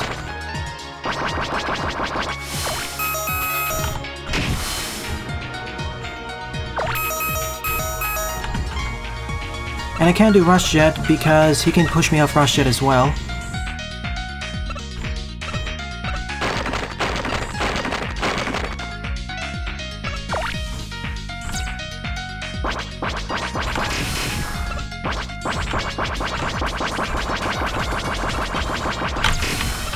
There.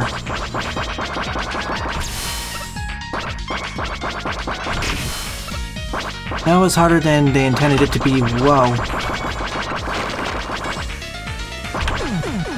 I thought there was gonna be the ice blocks there. Okay, checkpoint here. Good. That's actually surprisingly generous considering this game. Because I couldn't see those ice blocks spawning in, so I thought there was gonna be one spawning somewhere. That's why I just went right into the spikes.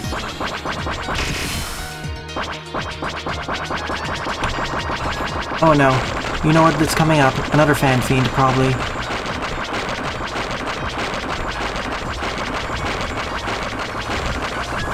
Oh. Never mind. These things are back.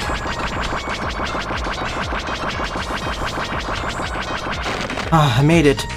This stage is much easier than the two preceding stages. Hello again, piano.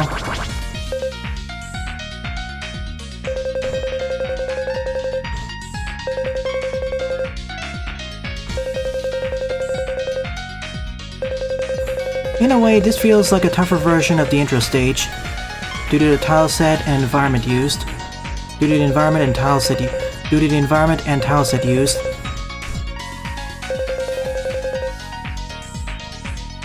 Speaking of which, Piano's weakness in this phase is the flare wave, the flare shot. Fire beats ice after all. And she uses an ice weapon.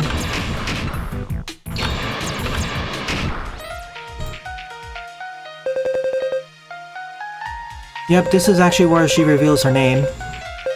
I wouldn't call her Piano. I would have not called her Piano if the text wasn't garbled. Here we go, second half of the stage.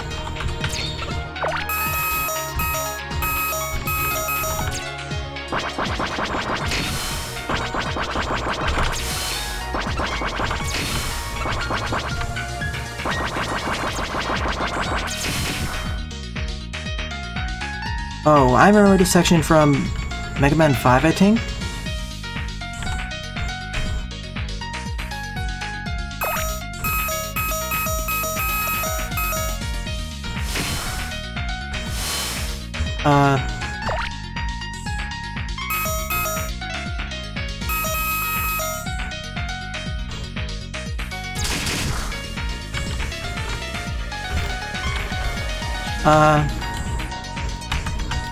Game, I can't jump off the ladder.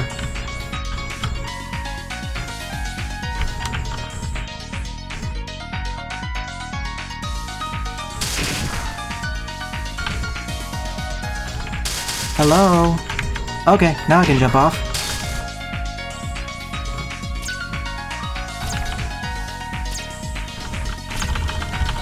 As you can hear, I'm mashing the jump button, but I can't get off the ladder. For some reason, some parts of the ladder I can't jump off of.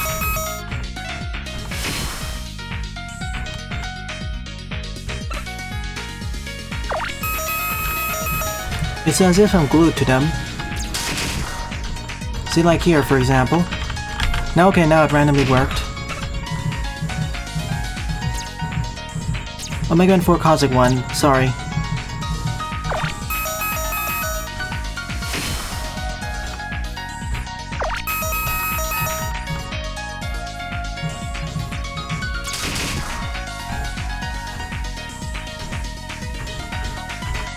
Okay, now it worked. Hang on a minute. If I can do something like that... Please stop jumping like... Oh. There we go. Alternate strategy. Too bad I can't use the rush jet. That'd be a perfect way to completely bork this challenge. Yeah, I can't jump off the ladder.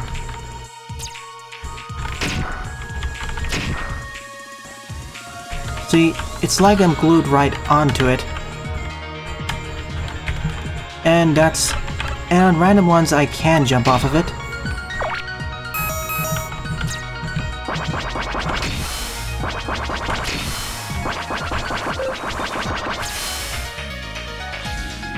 I don't think I can reach the left one too.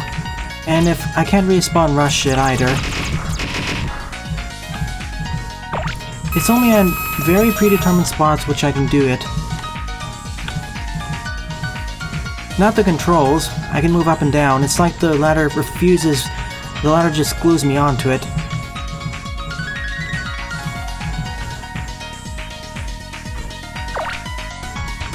Again.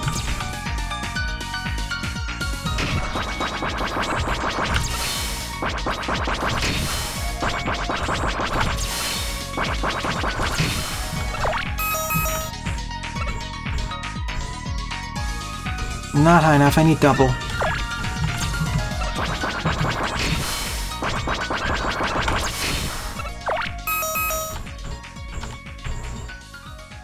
What happens when people don't playtest?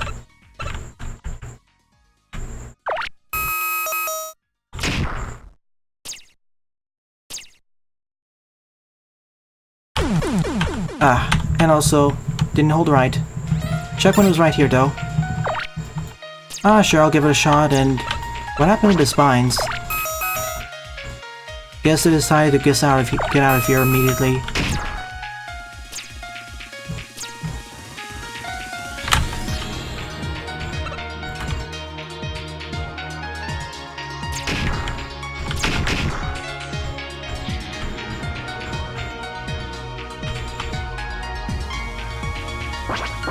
Wait a minute. Oh.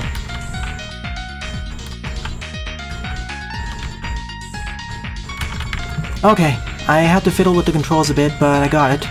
I think. And fell off anyways. I have to mash up and down at the same time, and at random frames, it'll allow me to jump off. That's the strategy I'll have to use now.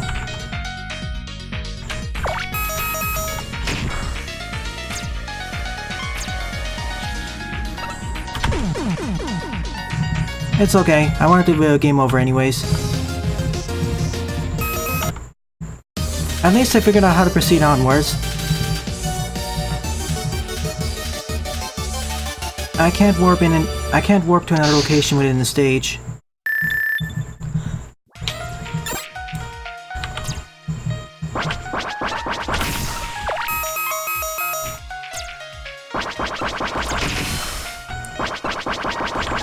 Yeah, the previous two stages problems were more due to level design. This is just due to faulty programming. Because in Mega Man 4 you could easily do that. Why not here?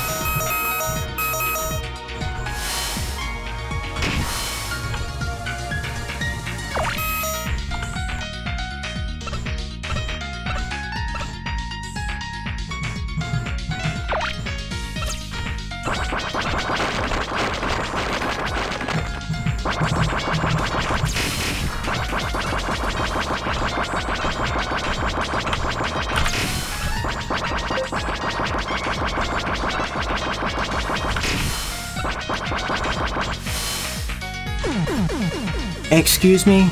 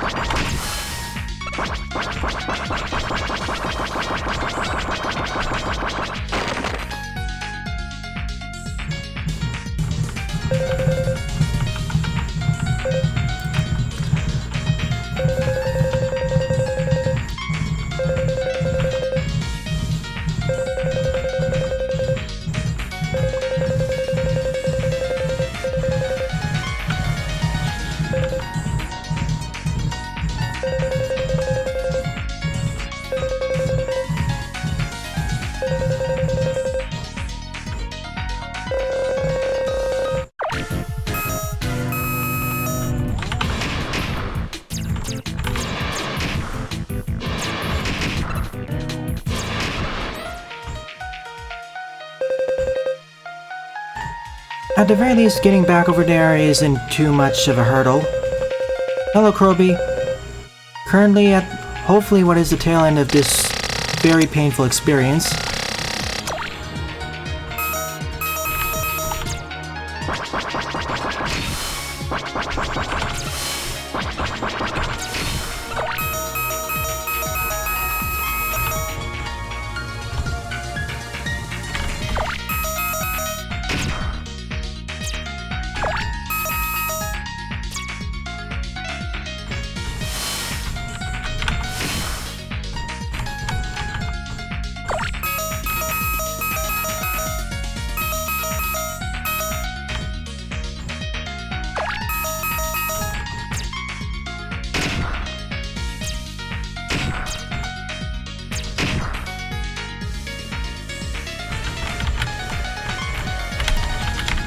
Okay.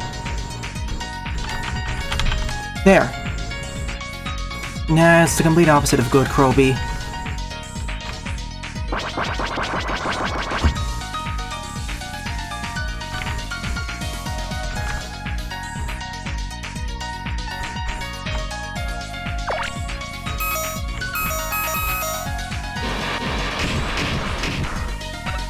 Unless you're being sarcastic.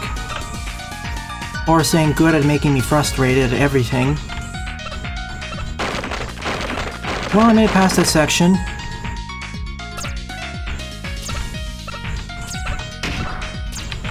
Which should have never been that hard, but due to bad bug testing.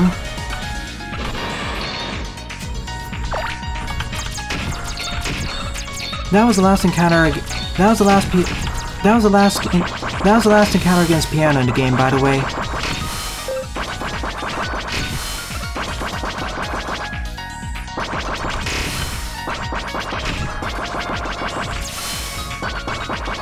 Oh no, I'm not falling for that. I knew it. There. This is the way you're supposed to do that. Who's next? I know they're weak to the Immortal Stone.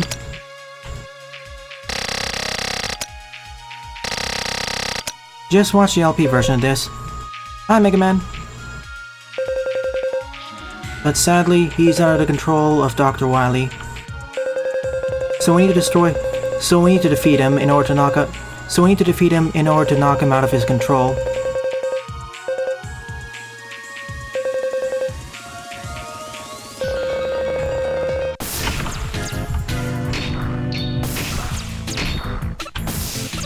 The tank, Rockman weak to rocks. That feels somewhat ironic.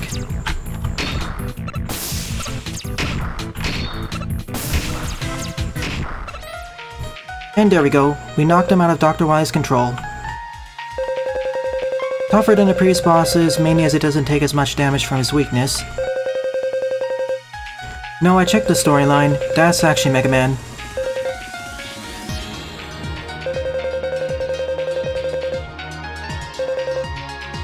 Remember when I said in the previous stream, the reason why Roll is on this adventure is because Mega Man was captured by Dr. Wily. This is it, on to the final stage, unless there's a Wily 6.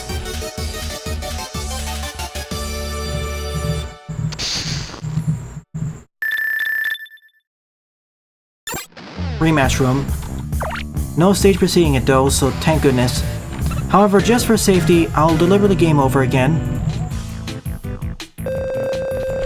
Because I want to have full weapon energy and everything. Hold on for a moment. Knowing this game, you don't want to take any chances.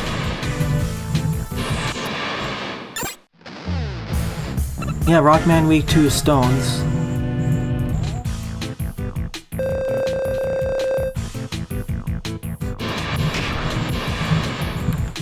Well, there's subpar and then there's bad. This is the latter. What other games have Rockman under Wily's control?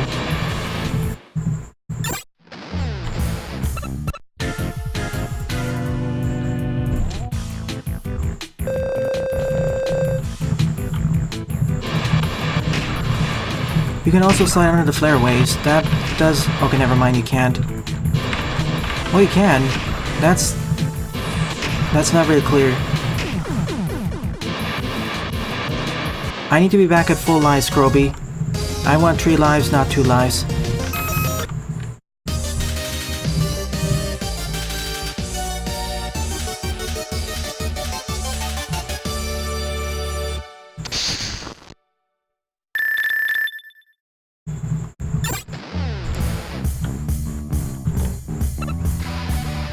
And I'm back. And I'm back at 3 lives after gaming over. Pro Man's Return is still a better game. Flare Man is weak to the Sonic Boomerang.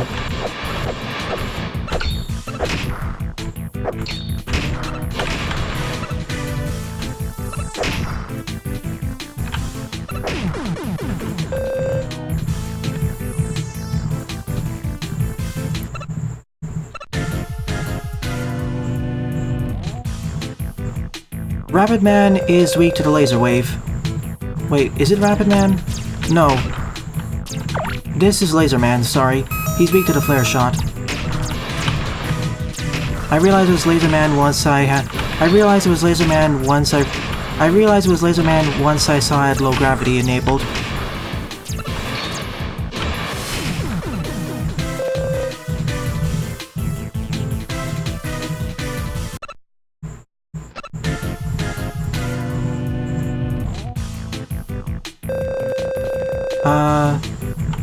Energy Man, you're weak to the bullet strike.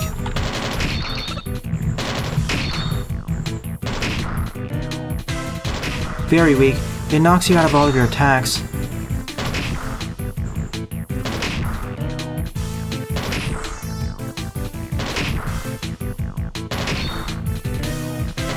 You have a pretty cool attack pattern, but I never got to show it off during this LP/livestream.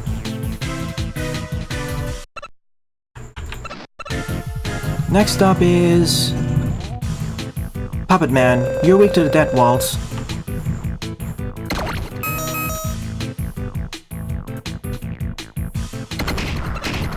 No, I got it. That's not right.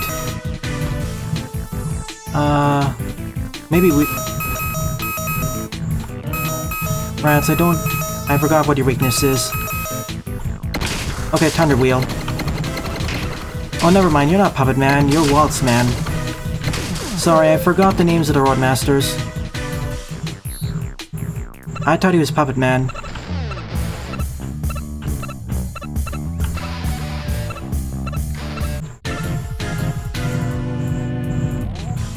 You're Power Man, you're weak to the Puppet Bomb, which is rather annoying to hit you with, because I can't remotely detonate it.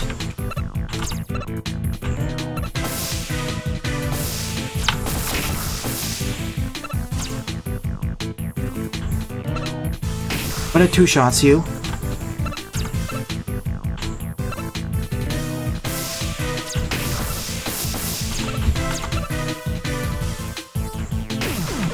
There we go. A lot better than my first attempt.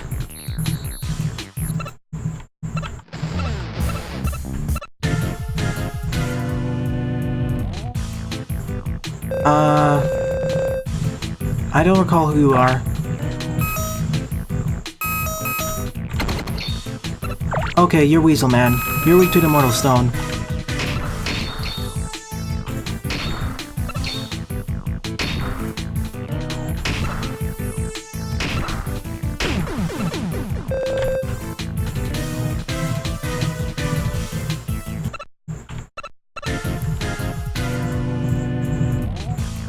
You're Puppet Man. Sorry, I confused you with Waltz Man. Puppet Man is weak to the Death Waltz.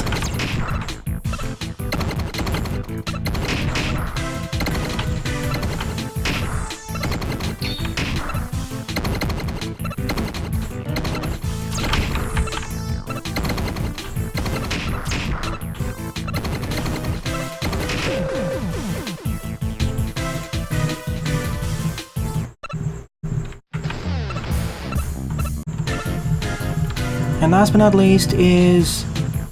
Rapid Man. The first boss I defeated in the game, by the way.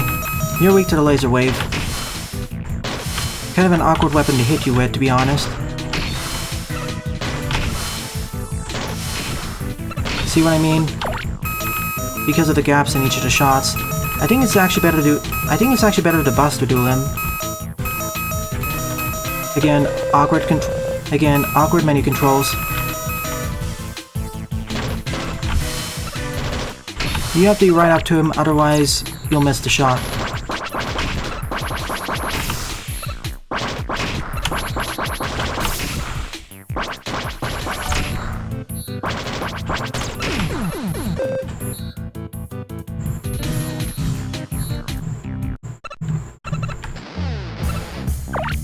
That's it. Time to face off against the Wily machine. And like all the preceding bosses, I will use its weakness. I will use its weaknesses. Looks like a modified machine from our previous game.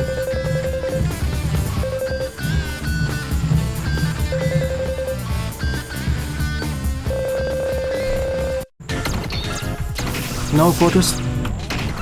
No final boss team.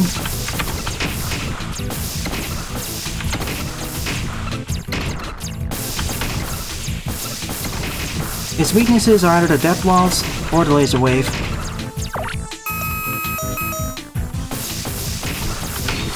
More weak to the laser wave, to be honest. No explosion. And now time for the Wily capsule. Yep, that's it.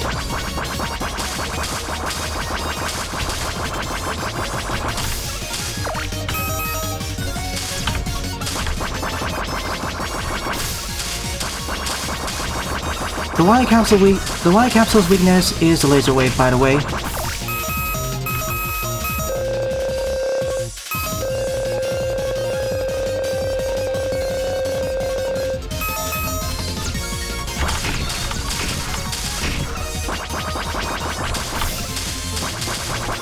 Seriously, just out of range.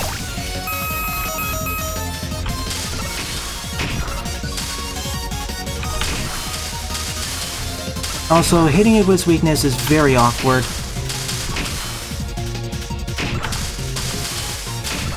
If you're in the wrong spot, it won't actually hit it.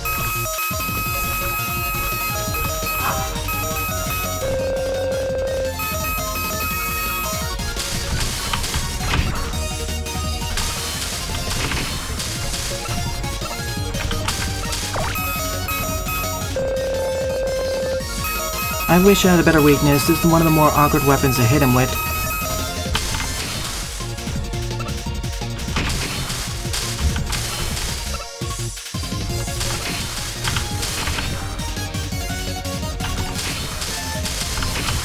It's over. Dr. Wily has been defeated. This game is done. Time to pay for your crimes, Wily, and all the frustration we've encountered.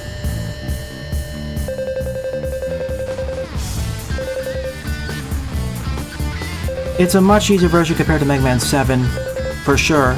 It only has one set of attacks.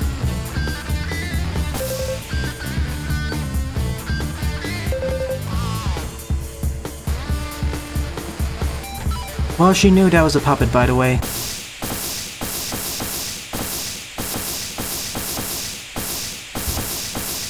We're all free.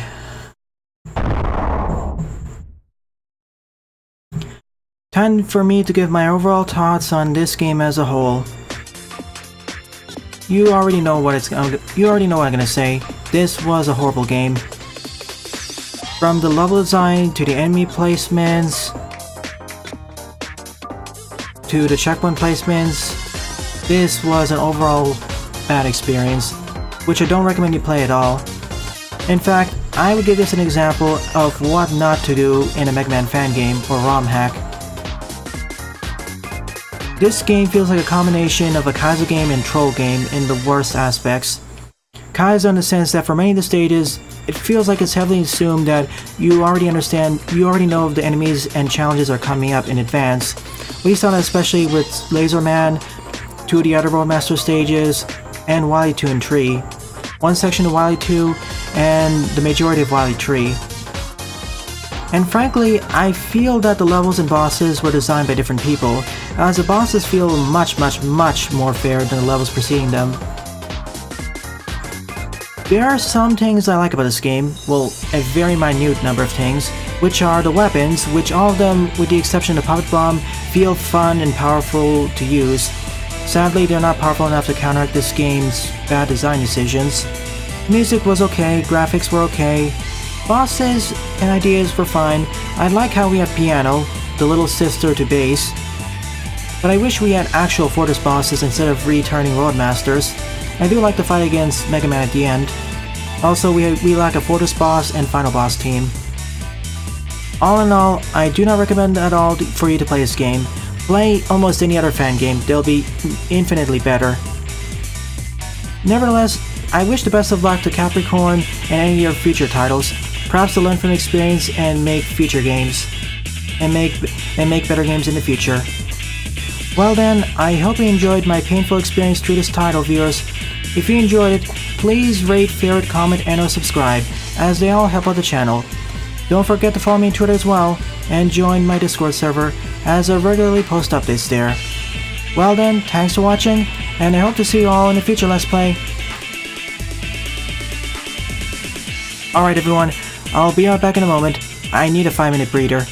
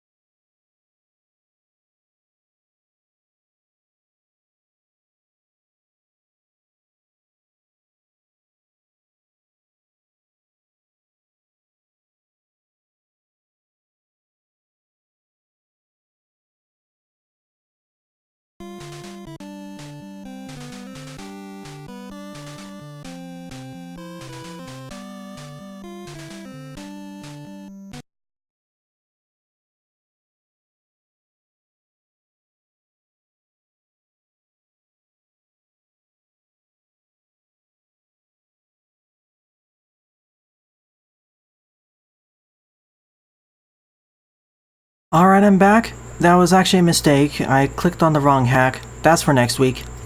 One last comment before I begin the next game. The things that we can salvage from the previous game is the idea of piano, all the special weapons excluding the puppet bomb, they were fine. Shame that the game itself was bad, and some DRMs. I like, for example, Rapid Man, Waltz Man, and one or two of the other RMs, but they need some reworking. Even Energy Man can be saved. Anyways, let's transition over to the next game.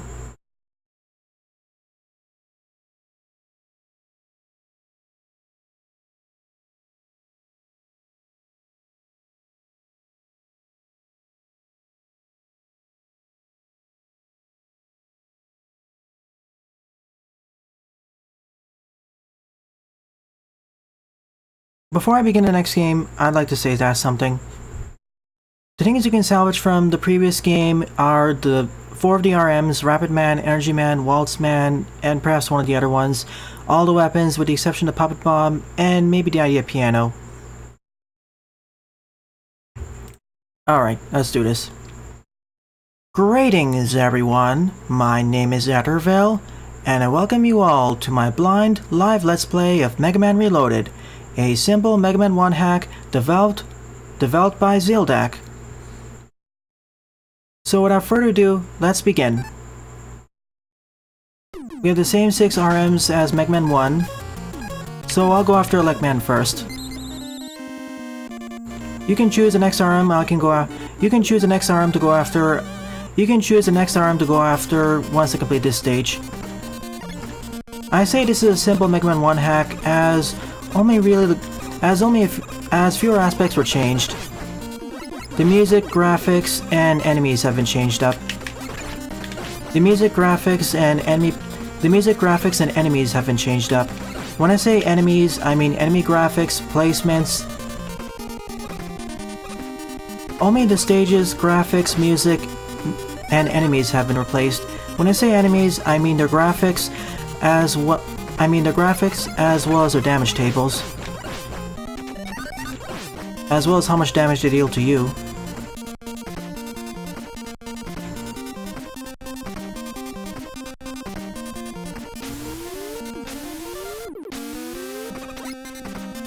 There is a particular reason, which I'll get into soon enough.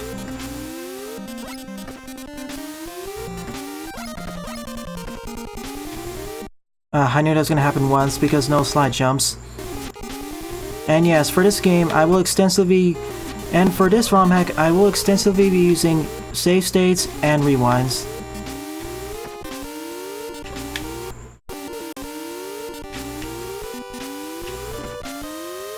Because ceiling jumps are a pain. Now, see, this is a common trend with Mega Man 1, where trying to make ceiling jumps is not really a easy thing to do.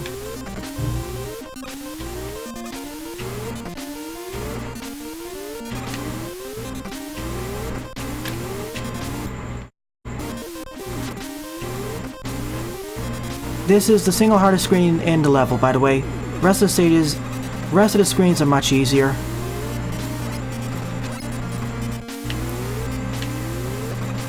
This is one of the things I'll disagree with Zieldak. This should have been the first screen to introduce the Yoka blocks.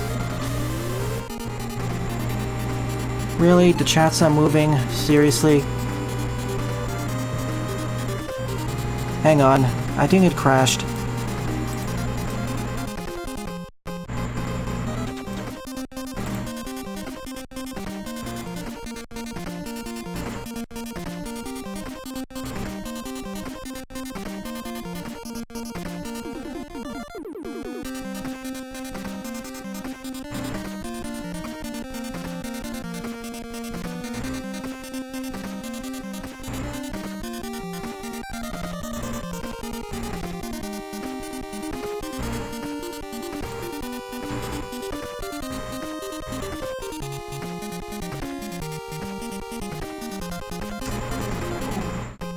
Hold on a moment.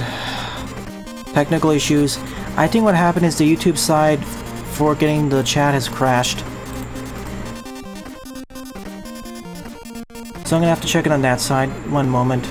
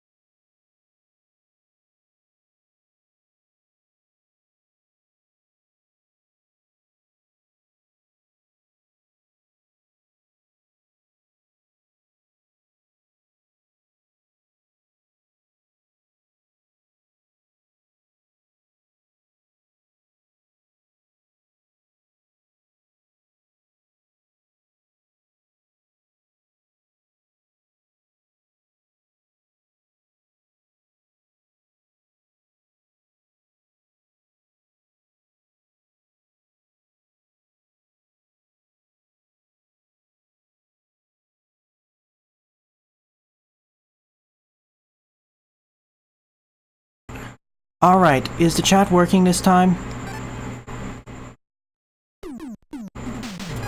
Okay, it's working. This will be edited out in the LP version, but essentially what happened between the gap is that the chat crashed and didn't move forwards. So let's pretend that didn't happen and start the stage from the very beginning. So what this hack actually changes... So this is a simple hack in the sense that it only changes the level design, music, graphics, and the enemies. When I say the enemies, I mean their damage values and damage tables. In general, they're more aggressive and deal more damage to Mega Man. And as this is a Mega Man 1 ROM hack, we have a score system.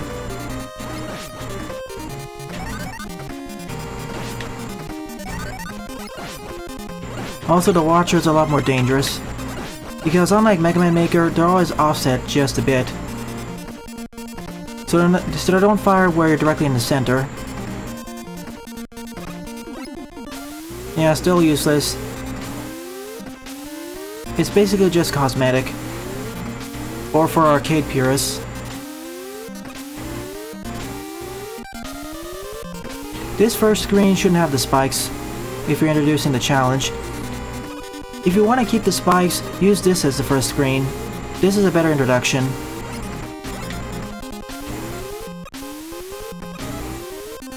And remember, this is Mega Man 1 physics, so Mega Man has some inertia. He doesn't have infinite acceleration and deceleration.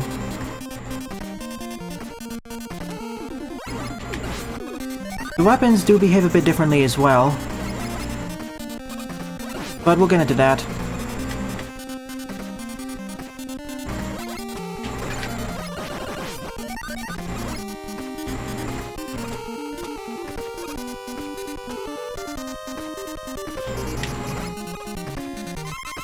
Also, the elect beams stand out less.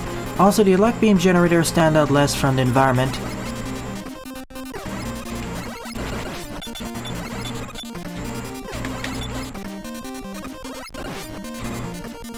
The Sniper Joes have been nerfed as well.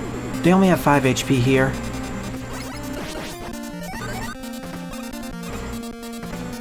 Yep, Mega Man 1 gravity.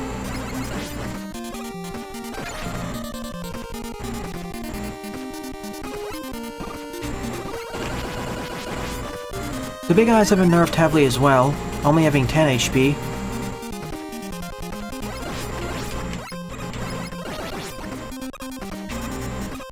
Think of it this way, most enemies have lower amounts of health, but they're more aggressive and deal more damage to Mega.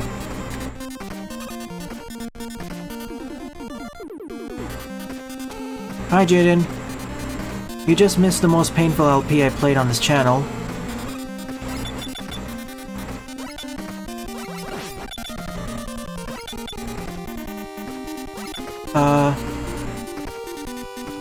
Joe? Is this a staring match?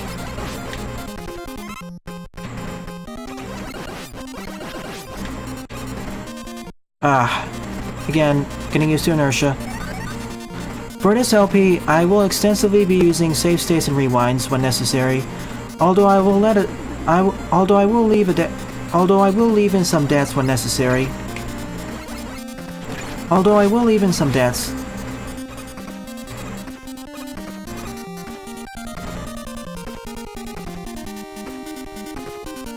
I see.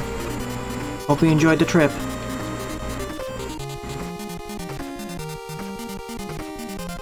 Oh, I see, Buster. It just feels like he has inertia. Whereas in future Mega Man titles, following Mega Man 2, starting from Mega Man 3, he immediately snaps and deaccelerates.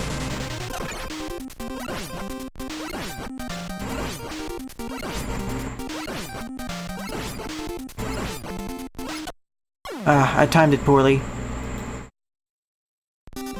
If you time it just right, he'll never get to attack you. Or he'll only attack you once.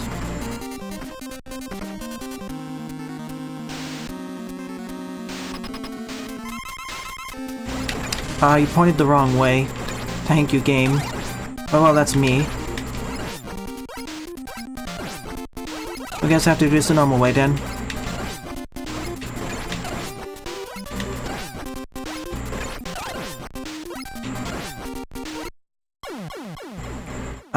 I thought I was pointing to the right, but apparently I was pointing to the left. See, when I grab on top of a ladder, it automatically sends me to the left. Okay, now it's deciding to hold me to the right. Not sure what happened there.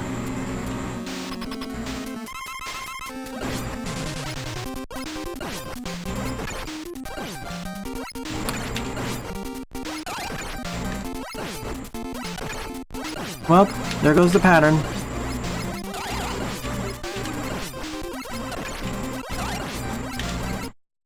Let's try this again from the beginning. Again, I haven't played Mega Man 1 in several years, so there are some awkward things I'm not used to.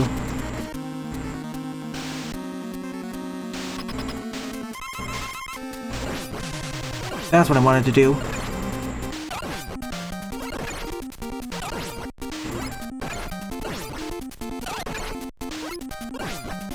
I didn't get the pattern down exactly, but it's good enough for me. There we go. When I did my playtest of this, I got on my first attempt, but here, due to the LPR's curse, it took me 3 attempts.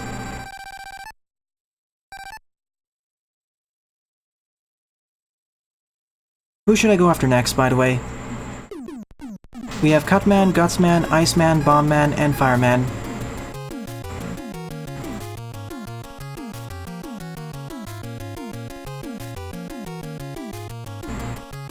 Iceman it is.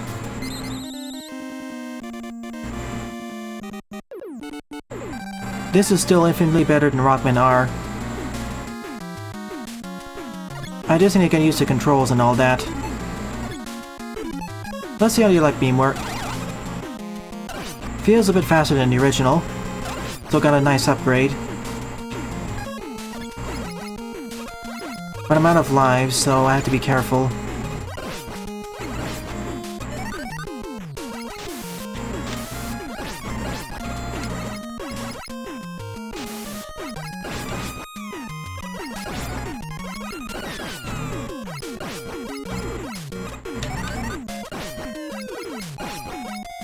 I wish this hack did something with the scoring system, like Revenge of the Fallen did, like the fan game Revenge of the Fallen did.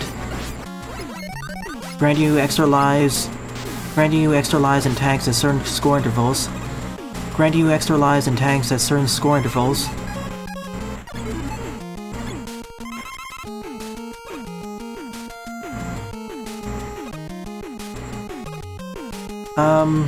Okay. Ice physics.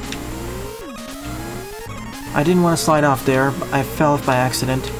This is a lot fairer introduction to Yoka blocks.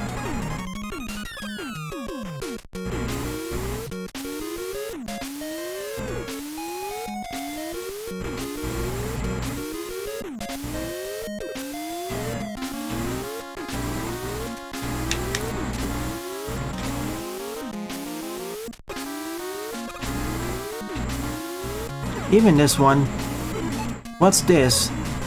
White footholders? Oh, these are essentially the green footholders, but recolored. Palette limitations and whatnot.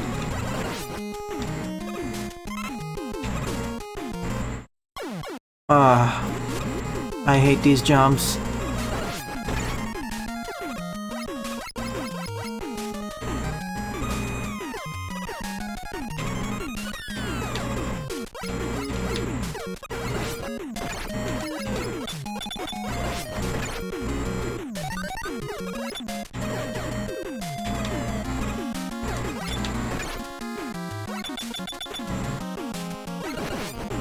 Mets take 2 or 3 shots to destroy. I think it's 3.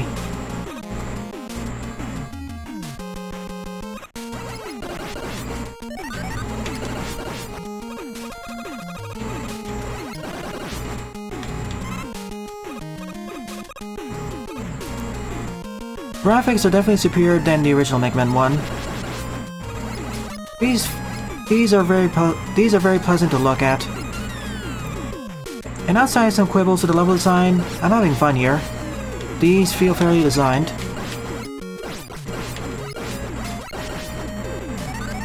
As another important note, the weapon weakness order, the boss weakness orders have been changed.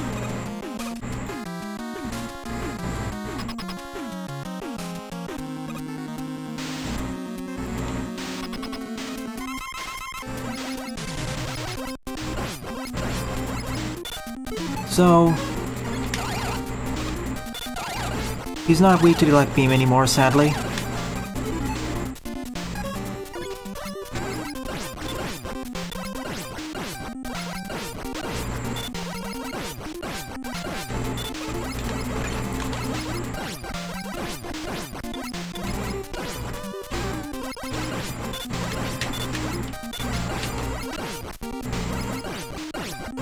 Thankfully, his Ice Slasher doesn't deal as much damage as it did originally.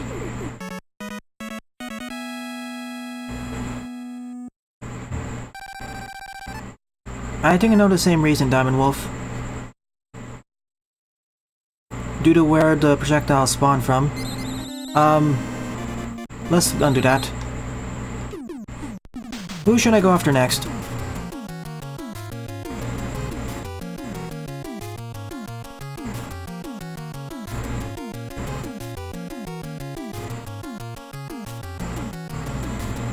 Gutsman it is.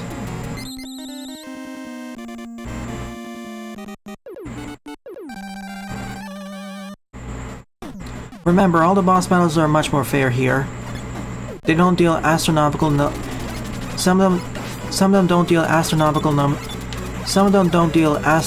astronomical numbers of damage against me. Astronomical amounts of damage. That is.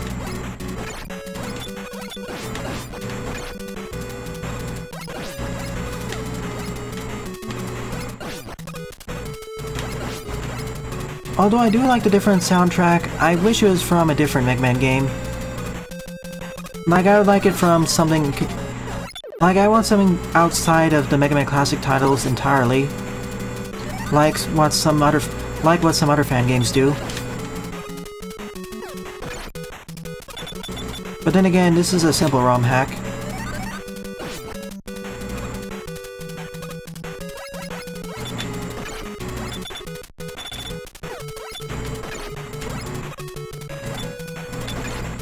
Oh, goody.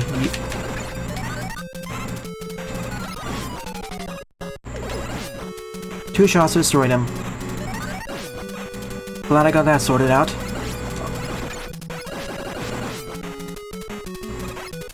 I never tried out the Ice Slasher, so let's see how it works. Freezes enemies in place. And you can actually destroy enemies with it. And you can actually destroy enemies with it for a change.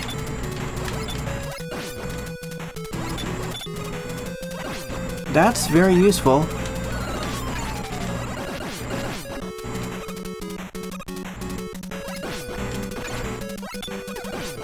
These meds, though.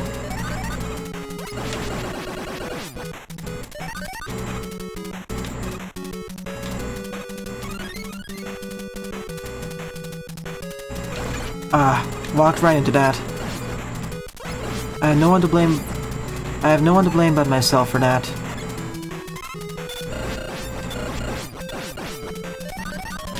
And you get a lot of ammo for the new improved Eye Slasher. Eye Slasher was already pretty strong when combined with another weapon, to be fair.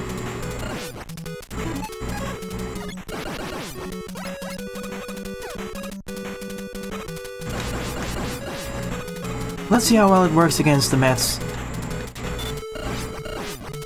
You can actually destroy the Mets while they're still under their shields. Best weapon in the game so far.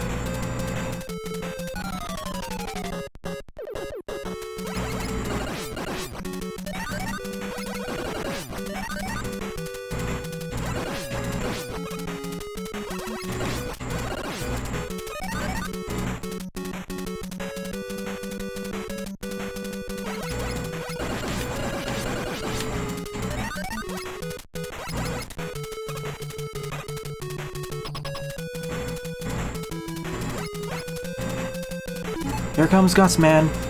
He was originally weak to the Hyper Bomb, but the weakness has been changed, so let's try our weapons.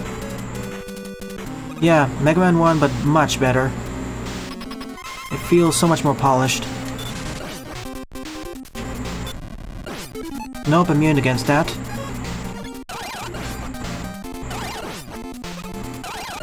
Nope, Mega Buster time.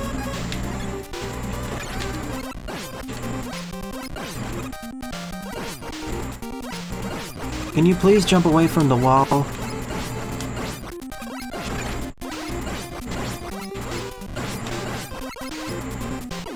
He takes double damage from the Buster. That makes him an ideal candidate for a first boss. Let's see how his weapon has been improved. Fire it is.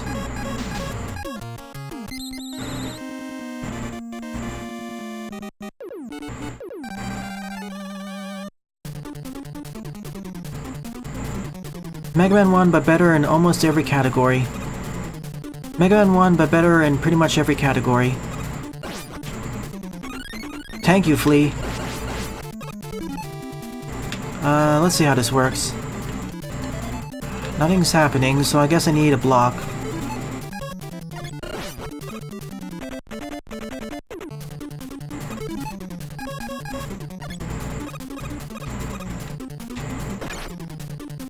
For a moment there, I thought that was actually a bottomless pit. I would have preferred it was pushed back a bit. These deal quite a bit of damage.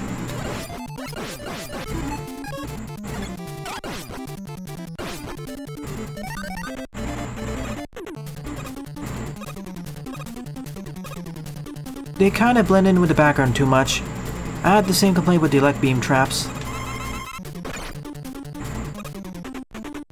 I need the magnet beam.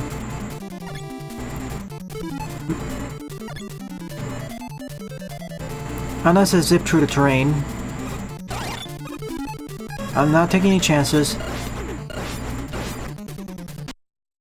Really?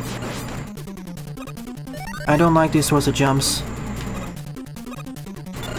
Even in original.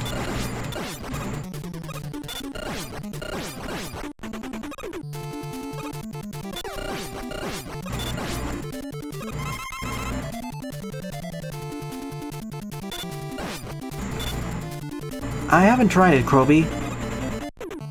I'll take a look.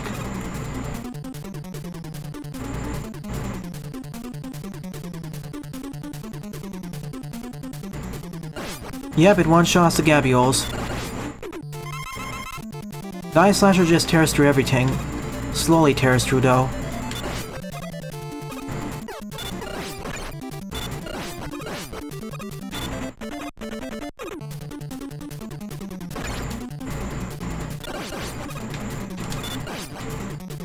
Candidate for best weapon in the game.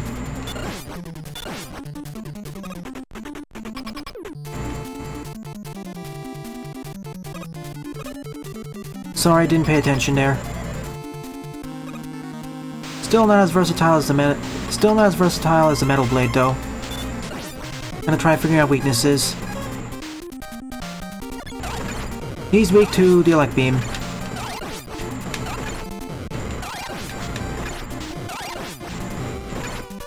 I'm not fighting in Buster only. I never was able to beat in Buster only without dying a few times first.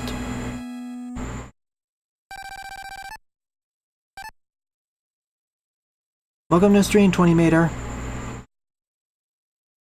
Who should I go after next? Cutman or Bombman? Cutman it is.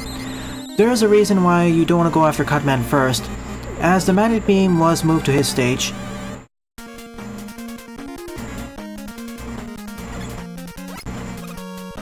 And yes, the real name of the Elect Beam is and yes, the real name of Electman's weapon is actually the Thunder Beam. Let's see how the Fire Wave works.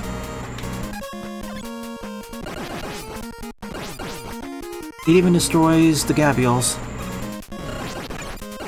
About as useful as it was before.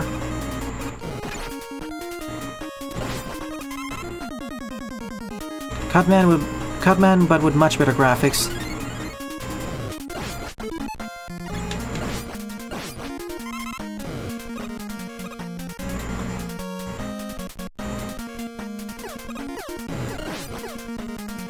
Sadly, it can't one-shot the beaks.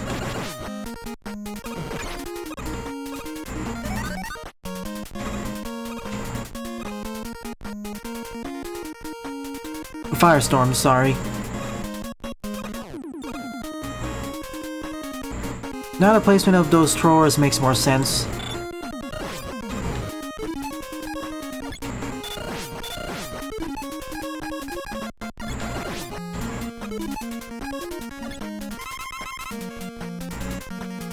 Oh, not falling for that trap. Hang on a minute. Did you notice that? The Ice Slasher plinked off of the Sniper Joe's shields. So I guess they're immune to it. When they have their shield up, that is. Welcome to the stream, Mr. Lee. You missed the hardest part of the stream, the first 2 hours. This is the much better game. Yep, a ROM hack. Oh, whoa. You're right. Let me rewind.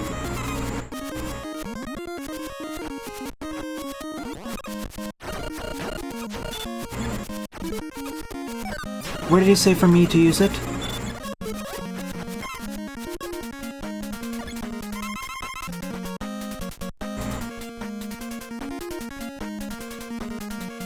I don't see any place to use it, so... Let's try this. Nope, I can't pick up enemies. I was hoping I could do that. That would still make it a lot more useful. Also, the demonstration, their shields deflect the Ice Slasher. Yeah, don't watch the first 2 hours, watch the edited version of the LP. That'll be at most 90 minutes long, instead of the 4 or 5 hours in total. Oh, on the right wall, okay.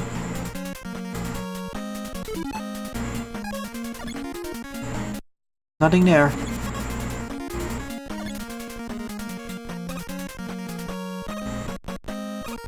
I'm gonna move on forwards then. I don't see it here. Tell me if I should move back or keep going on. Just in case.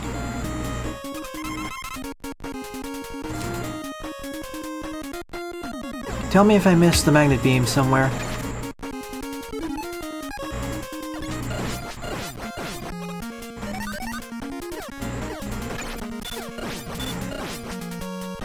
Yeah, this is a ROM hack of Mega Man 1. One of the better ones, in fact.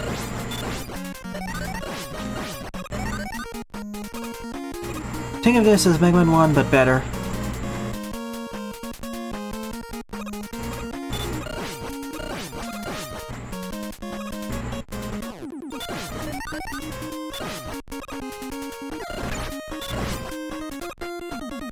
Okay. Let me go through this part and double check. Then I'll go back there.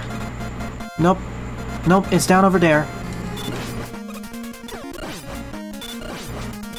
Here's where I need to use the super arm. And there's the magnet beam.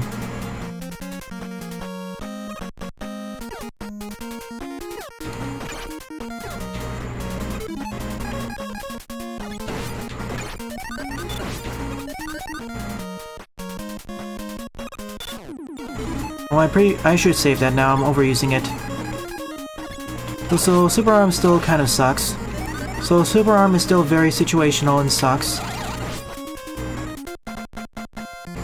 Pretty much.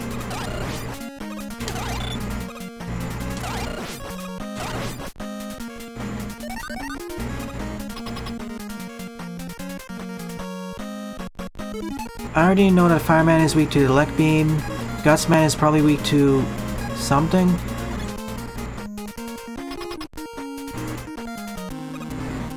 Perhaps Cutman is weak to the Super Arm, but I'm not sure. Okay, let's try it out.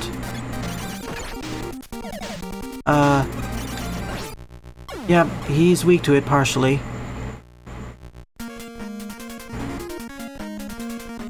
Yeah, if we could summon blocks like in Powered Up, then it'd be useful.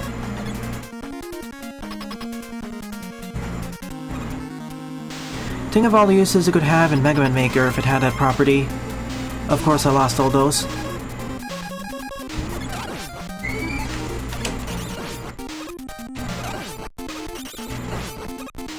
Oh, that's a nice graphical effect.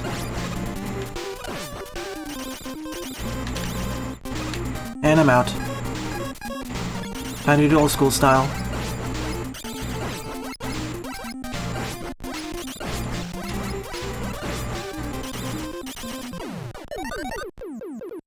I like this a lot more than the original Cutman stage, which was very forgettable.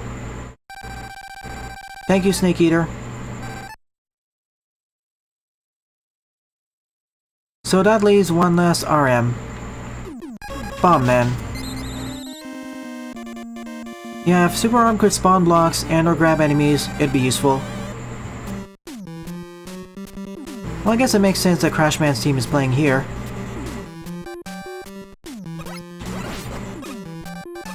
This is usually the first stage I would go through in Mega Man 1. Feels kinda strange going through it as the last stage.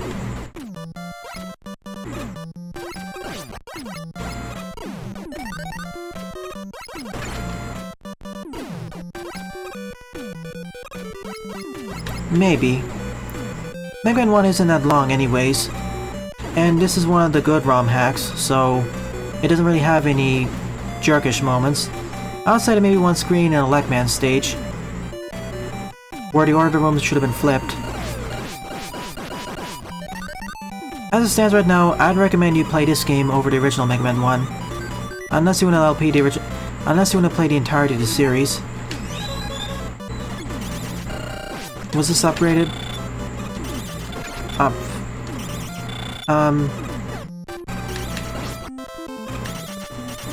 Yeah, it gets left. It's kind of stiff when using it. Still kind of wonky. Still kind of awkward to use. I'd rather use something else. Especially the Ice Slasher. Which works very well against every enemy excluding the Cyber Joes. But that's an easy fix anyways. Black Beam uses a lot... The Black Beam uses more energy than previously.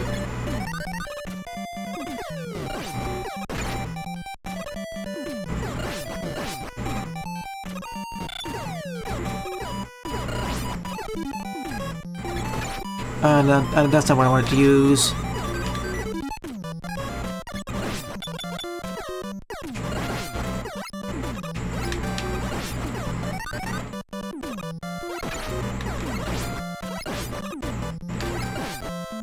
Remember, every time I see M, I think Mega Buster, not Magnet Beam.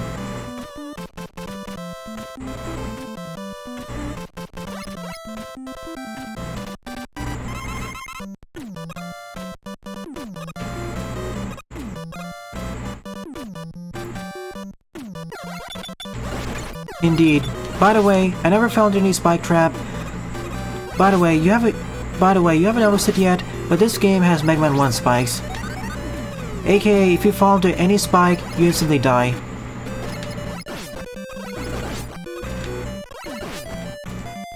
regardless if you have iframes or not.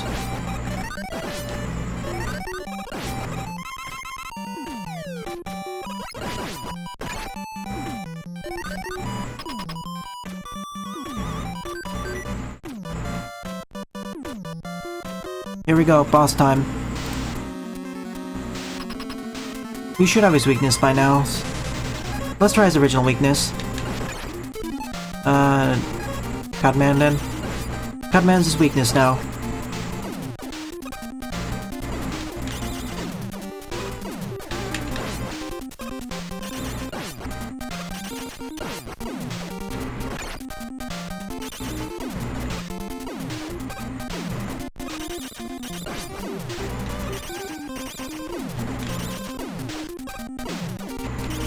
Down he goes.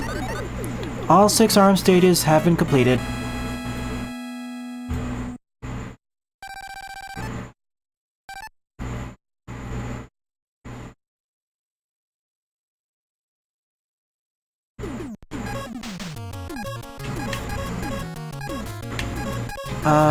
Okay. On to the Wily stages. Let's see how Zieldak changed things up.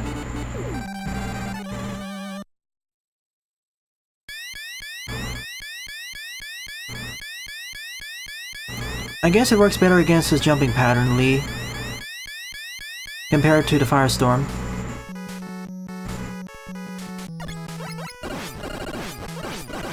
Already the big guys are a lot less of a nuisance to deal with.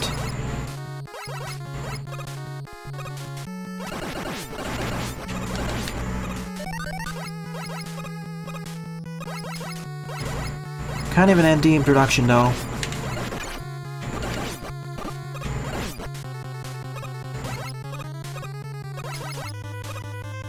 Time to use the super arm.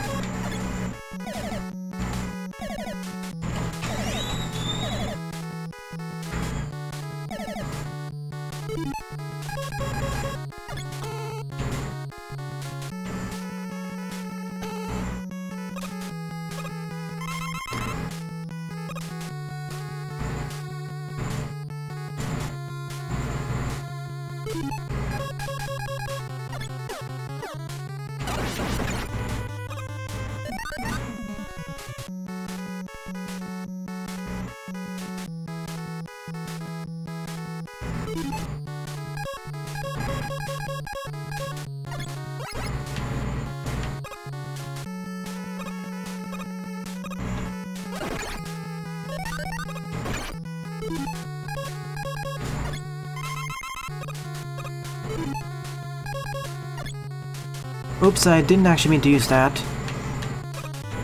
Still as useless as it was. Well, not too useless, but you get what I'm saying.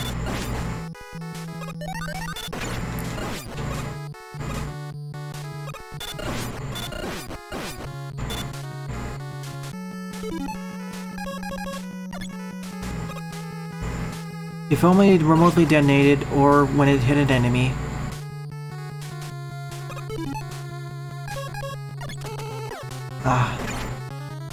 Reminder that I keep thinking M is the Mega Buster. Force of habit.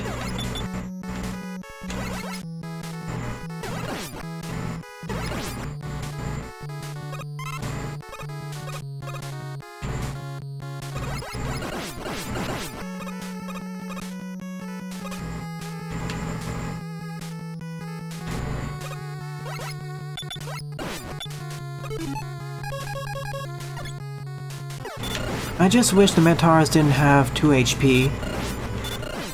2 or 3 HP.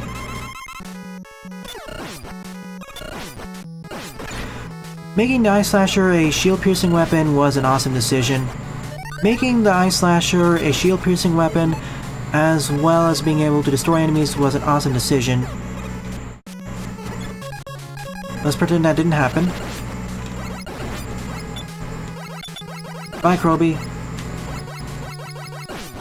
No, it was just called a pea shooter originally. At least that's what we called it. The pea shooter or plasma cannon.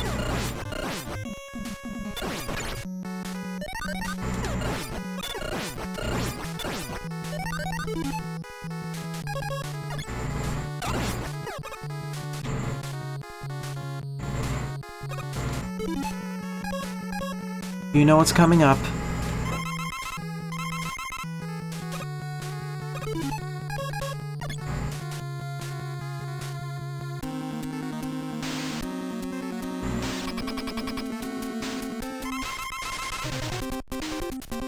Watch as I end up dying because it's been several years since I faced off against the Yellow Devil.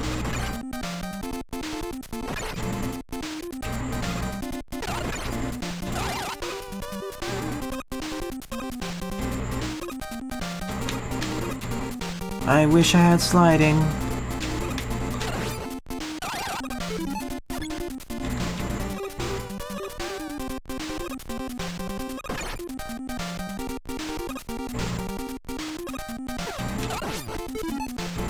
Oh yeah, I can't use the pause glitch. Once I use the elect beam and attack him, nothing happens. I can't just turn on the pause menu again. But good news, that actually respawns. I'm gonna have to fight Yellow Devil the normal way. Oh, this one. Okay. This still works.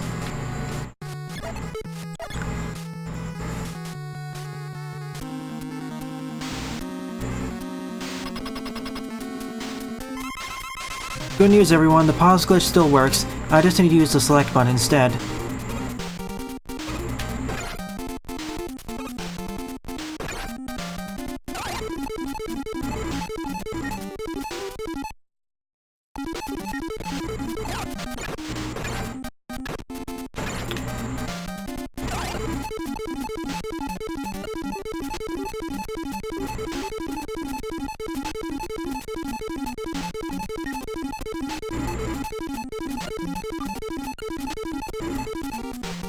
There we go. We've seen the Yellow Devil encounter enough times. Let's just cheese it. There's no change made to it whatsoever.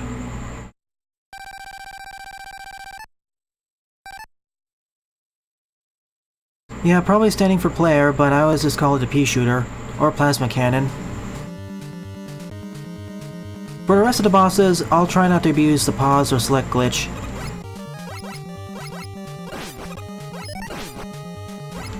Now, if the Yellow Devil's pattern was changed, I wouldn't abuse it as much. I wouldn't abuse it.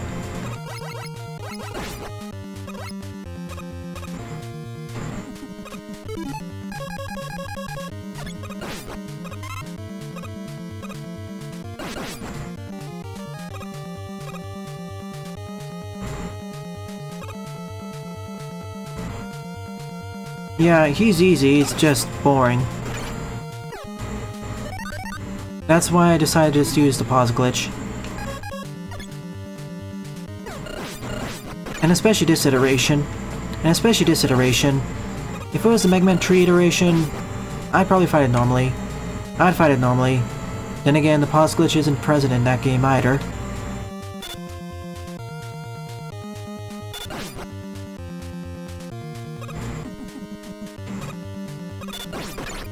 Ah. Knew that was gonna happen once.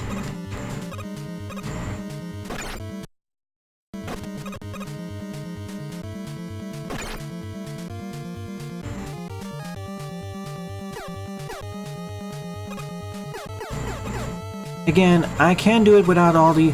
Again, I can do this all without the use of save states and rewinds, but I want to play it safe. This game is, for the most part, fairly designed. Oh sure, some of the challenges are more troublesome for me, but they are designed with understanding of the player's abilities.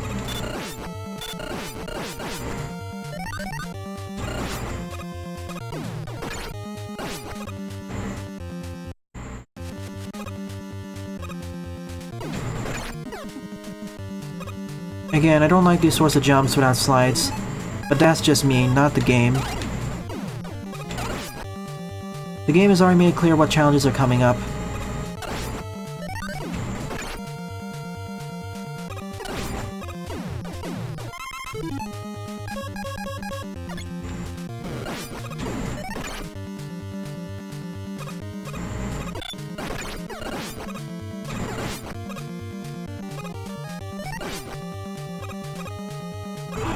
Okay, let's do it. Yeah, that's not... I knew that was gonna cause a problem.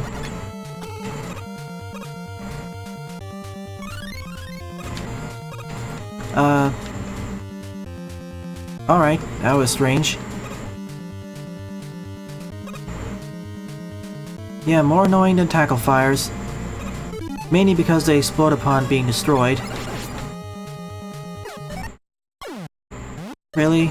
That's actually a hole. I thought that was actually a solid part.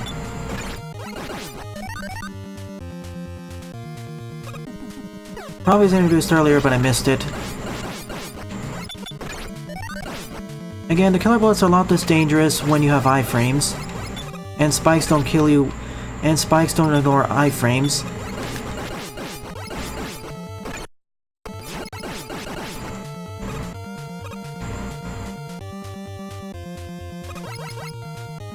And now on to the next boss. Again, I can do this all without the use of rewinds if I play this on my own time, but I want to get through this faster. Again, this is an example of good level design, good checkpoint placement, and good introduction, escalation, and challenges. Here it comes, Copybot.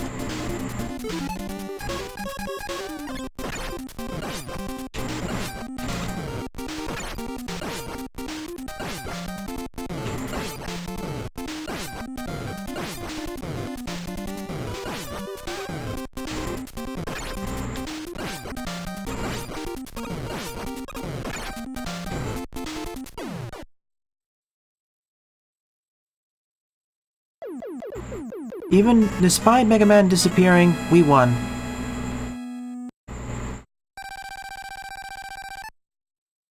Indeed, Jerry Man. There's no differences in gameplay, so I decided to go through it with classical Mega Man.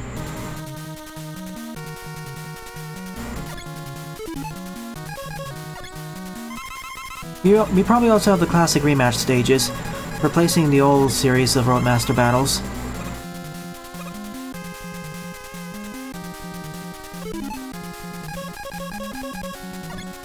Another nice improvement of the game. The magnet beam is no longer mandatory.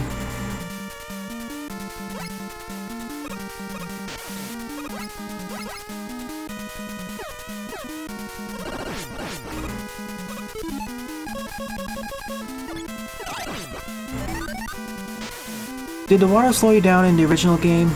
I don't recall exactly.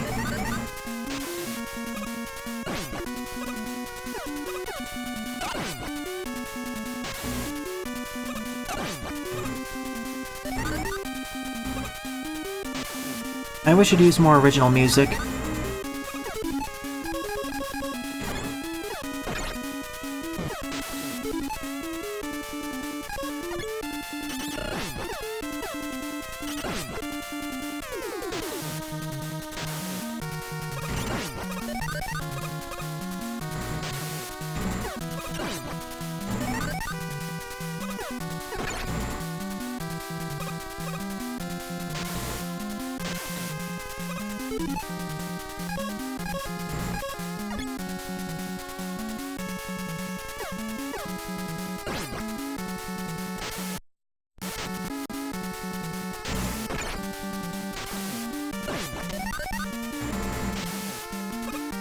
The only thing I'd like is the ability to slide for some of these jumps.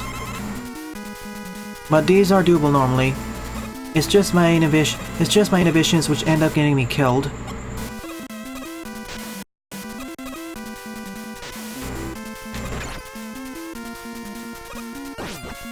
And the lack of mercy and vulnerability with the spikes.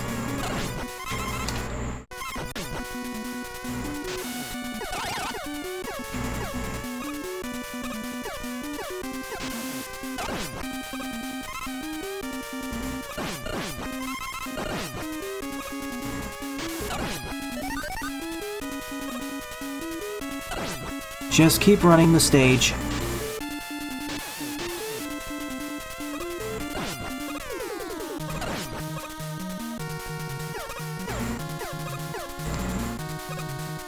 Bye, Burner Boy. Glad you could make it. We're getting really close to the end of the game.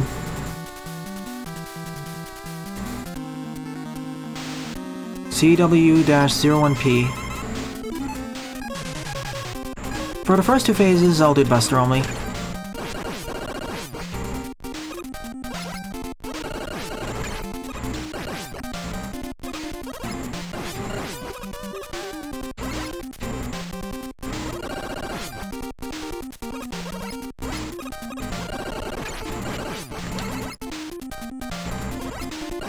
Now for the last phases, I will use the Super Arm.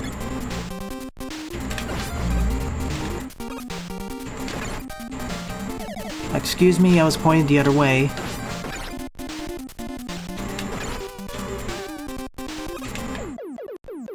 No explosion, just pops. Yeah, I'm happy. The hardest part of the challenge was more the beaks and the fleas. And thank you for the information, Buster. And we have the actual Wily for this team from Mega Man 1.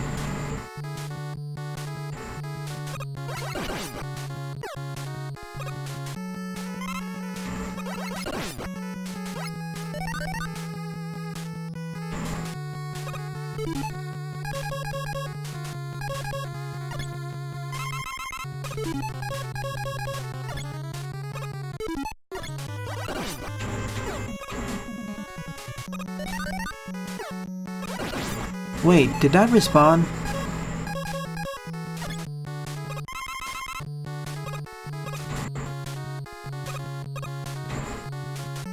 Only once though. Oh,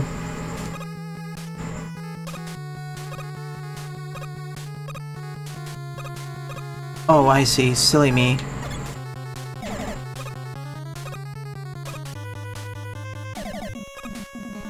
For a moment there I thought, why was I stuck? I didn't realize those were actually throwable blocks.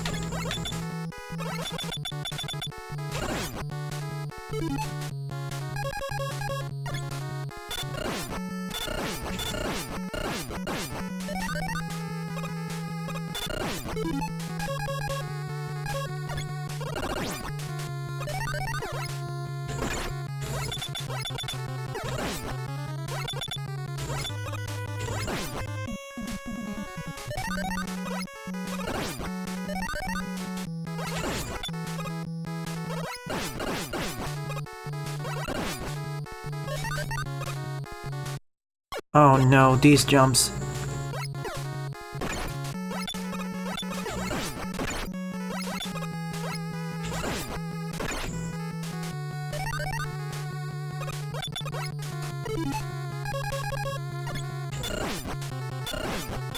Nice pose you have there, Joe. Only one of those jumps, so not too bad. Thank you for placing a Yoshiki before the boss rematches. That's good design.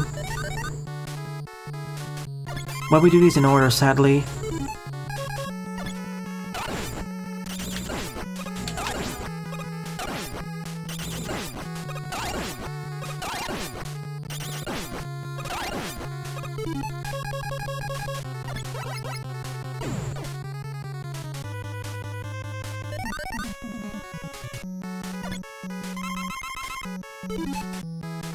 What was your weakness?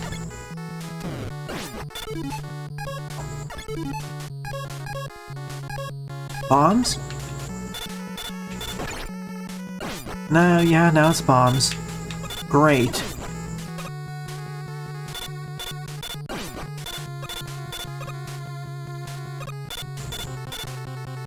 Well, I guess it works better against you, then. You stay stationary a lot more often. Powered up is still better, I agree with. Still, this is a fun ROM hack.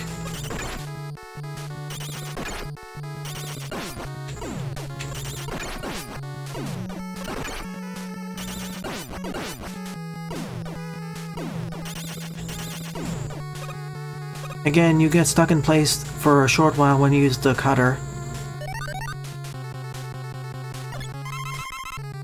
Small refill, fireman.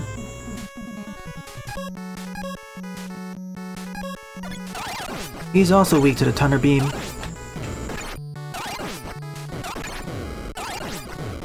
Uh-oh. An Ice Slasher? That's strange. One death after the count. Gutsman.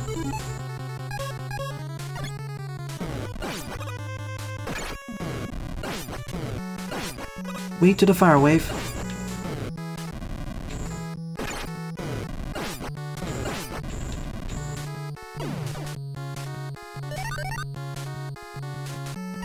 And last but not least, Select Man. Ice Slasher then? Yeah, Ice Slasher.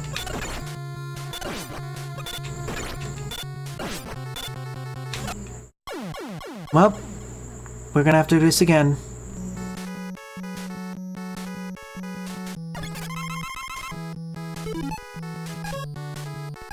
Or not. Let's do this. Let's retry.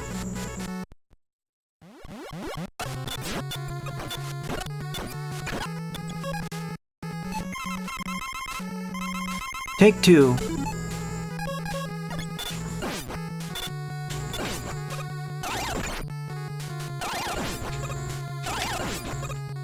There, I got him stuck in the pattern. Sorry, I keep calling it the fire wave because it doesn't really look like a storm to me. But yeah, it's the firestorm. Well, I remember seeing those outtakes. Oil Slider. And that was in the modern mode of Powered Up. How do you save states if I didn't have rewinds? Remember, I can all do this. I could have done all of this normally. I could have done all of this on my own time without dying everywhere. But I wanted to speed this up.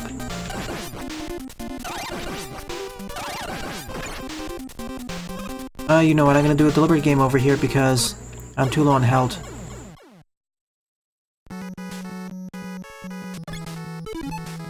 First phase seems weak to the Thunder Beam.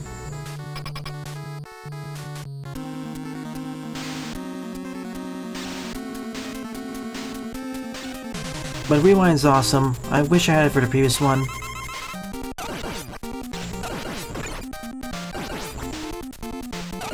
The first Wily Machine kind of had a... To me, the first Wily Machine design was a bit strange looking.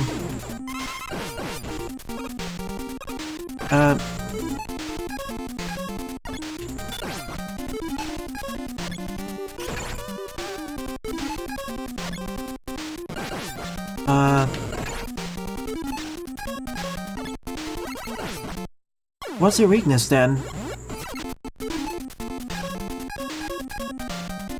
Bombs?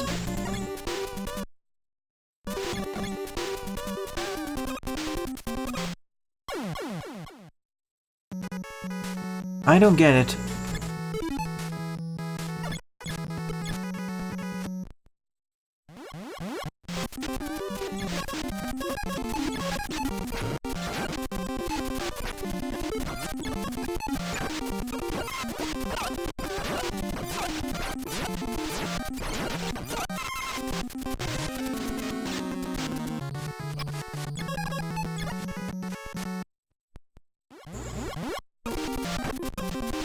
Ice did hurt him, but not as much as I'd hoped, but it only did 1 damage. I probably should have put a save state before this, because I need to do a full refill of the correct weapons this time. Okay.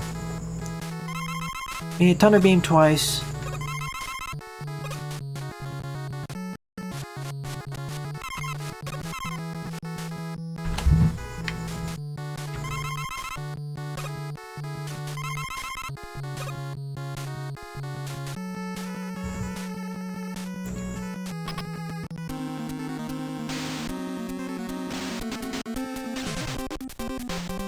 Let's do it properly this time.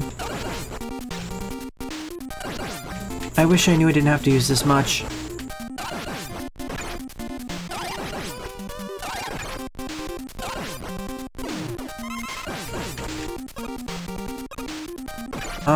I can't follow. Seriously, he's also weak to that?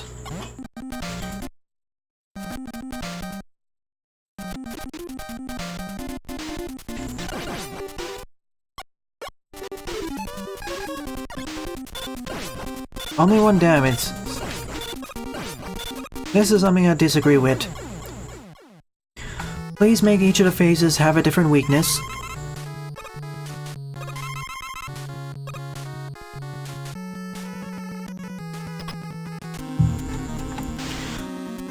And the second phase of the Wily machine always had an awkward projectile to dodge. Very awkward.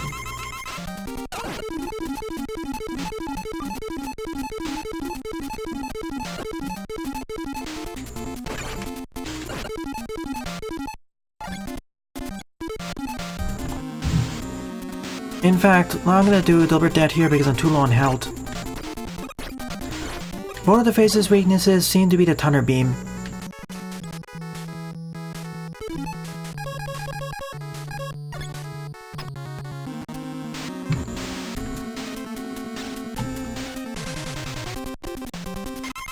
Take 3.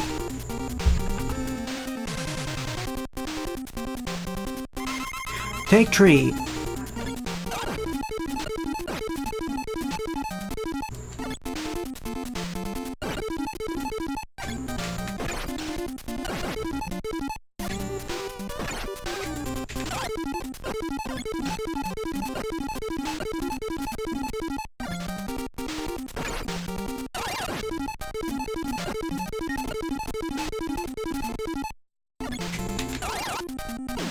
Now for the hard part.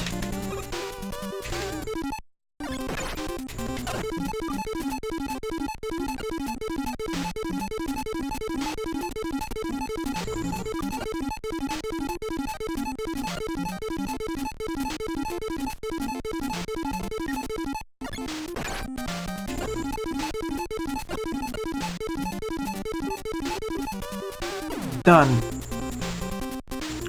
Again, the same Wily machine, but the issue is that having enough ammo for the weapon, that's the problem. You should have had 2 separate weaknesses. With the original battle with the Firestorm, you had enough ammo to defeat both phases. Here, not so much. At least make the Ice Slasher a secondary weakness, dealing 2 damage per hit. Otherwise, it's as good as a Mega Buster. Plus, to be honest, the first Wily machine is more difficult than the second Wily machine, because they have 1 circling projectile. Yeah, I like the powered up version a lot more. Alright, here are my overall thoughts on Mega Man Reloaded. Overall, it's a superior version of Mega Man 1. Much better level design, graphics, music, weapons, sort of, and general feel. All the stages stand out and feel more unique, and... Wait, what? Oh, credits. Pretty much, I don't really have much to complain about this ROM hack. Other than I wish the music was more original. I wish some of the screens and some of the stages like Rockman and Wily 2 and 3 were modified a bit to be a bit fairer, especially with the Roadmaster levels. And I wish the Thunder Beam wasn't nerfed as much, as in I wish it didn't require that much ammo to use.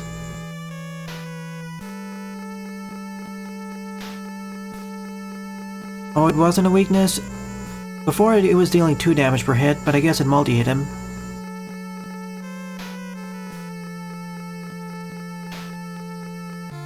I will. Nevertheless, I enjoyed this experience, and I thank Zieldak and friends for making this game. This is what I call an almost good to good ROM hack. And the Magnet Beam is now an optional upgrade which helps your experience, not a mandatory one like in the original. Well then, I hope you enjoyed my Let's Play of Mega Man Reloaded, viewers.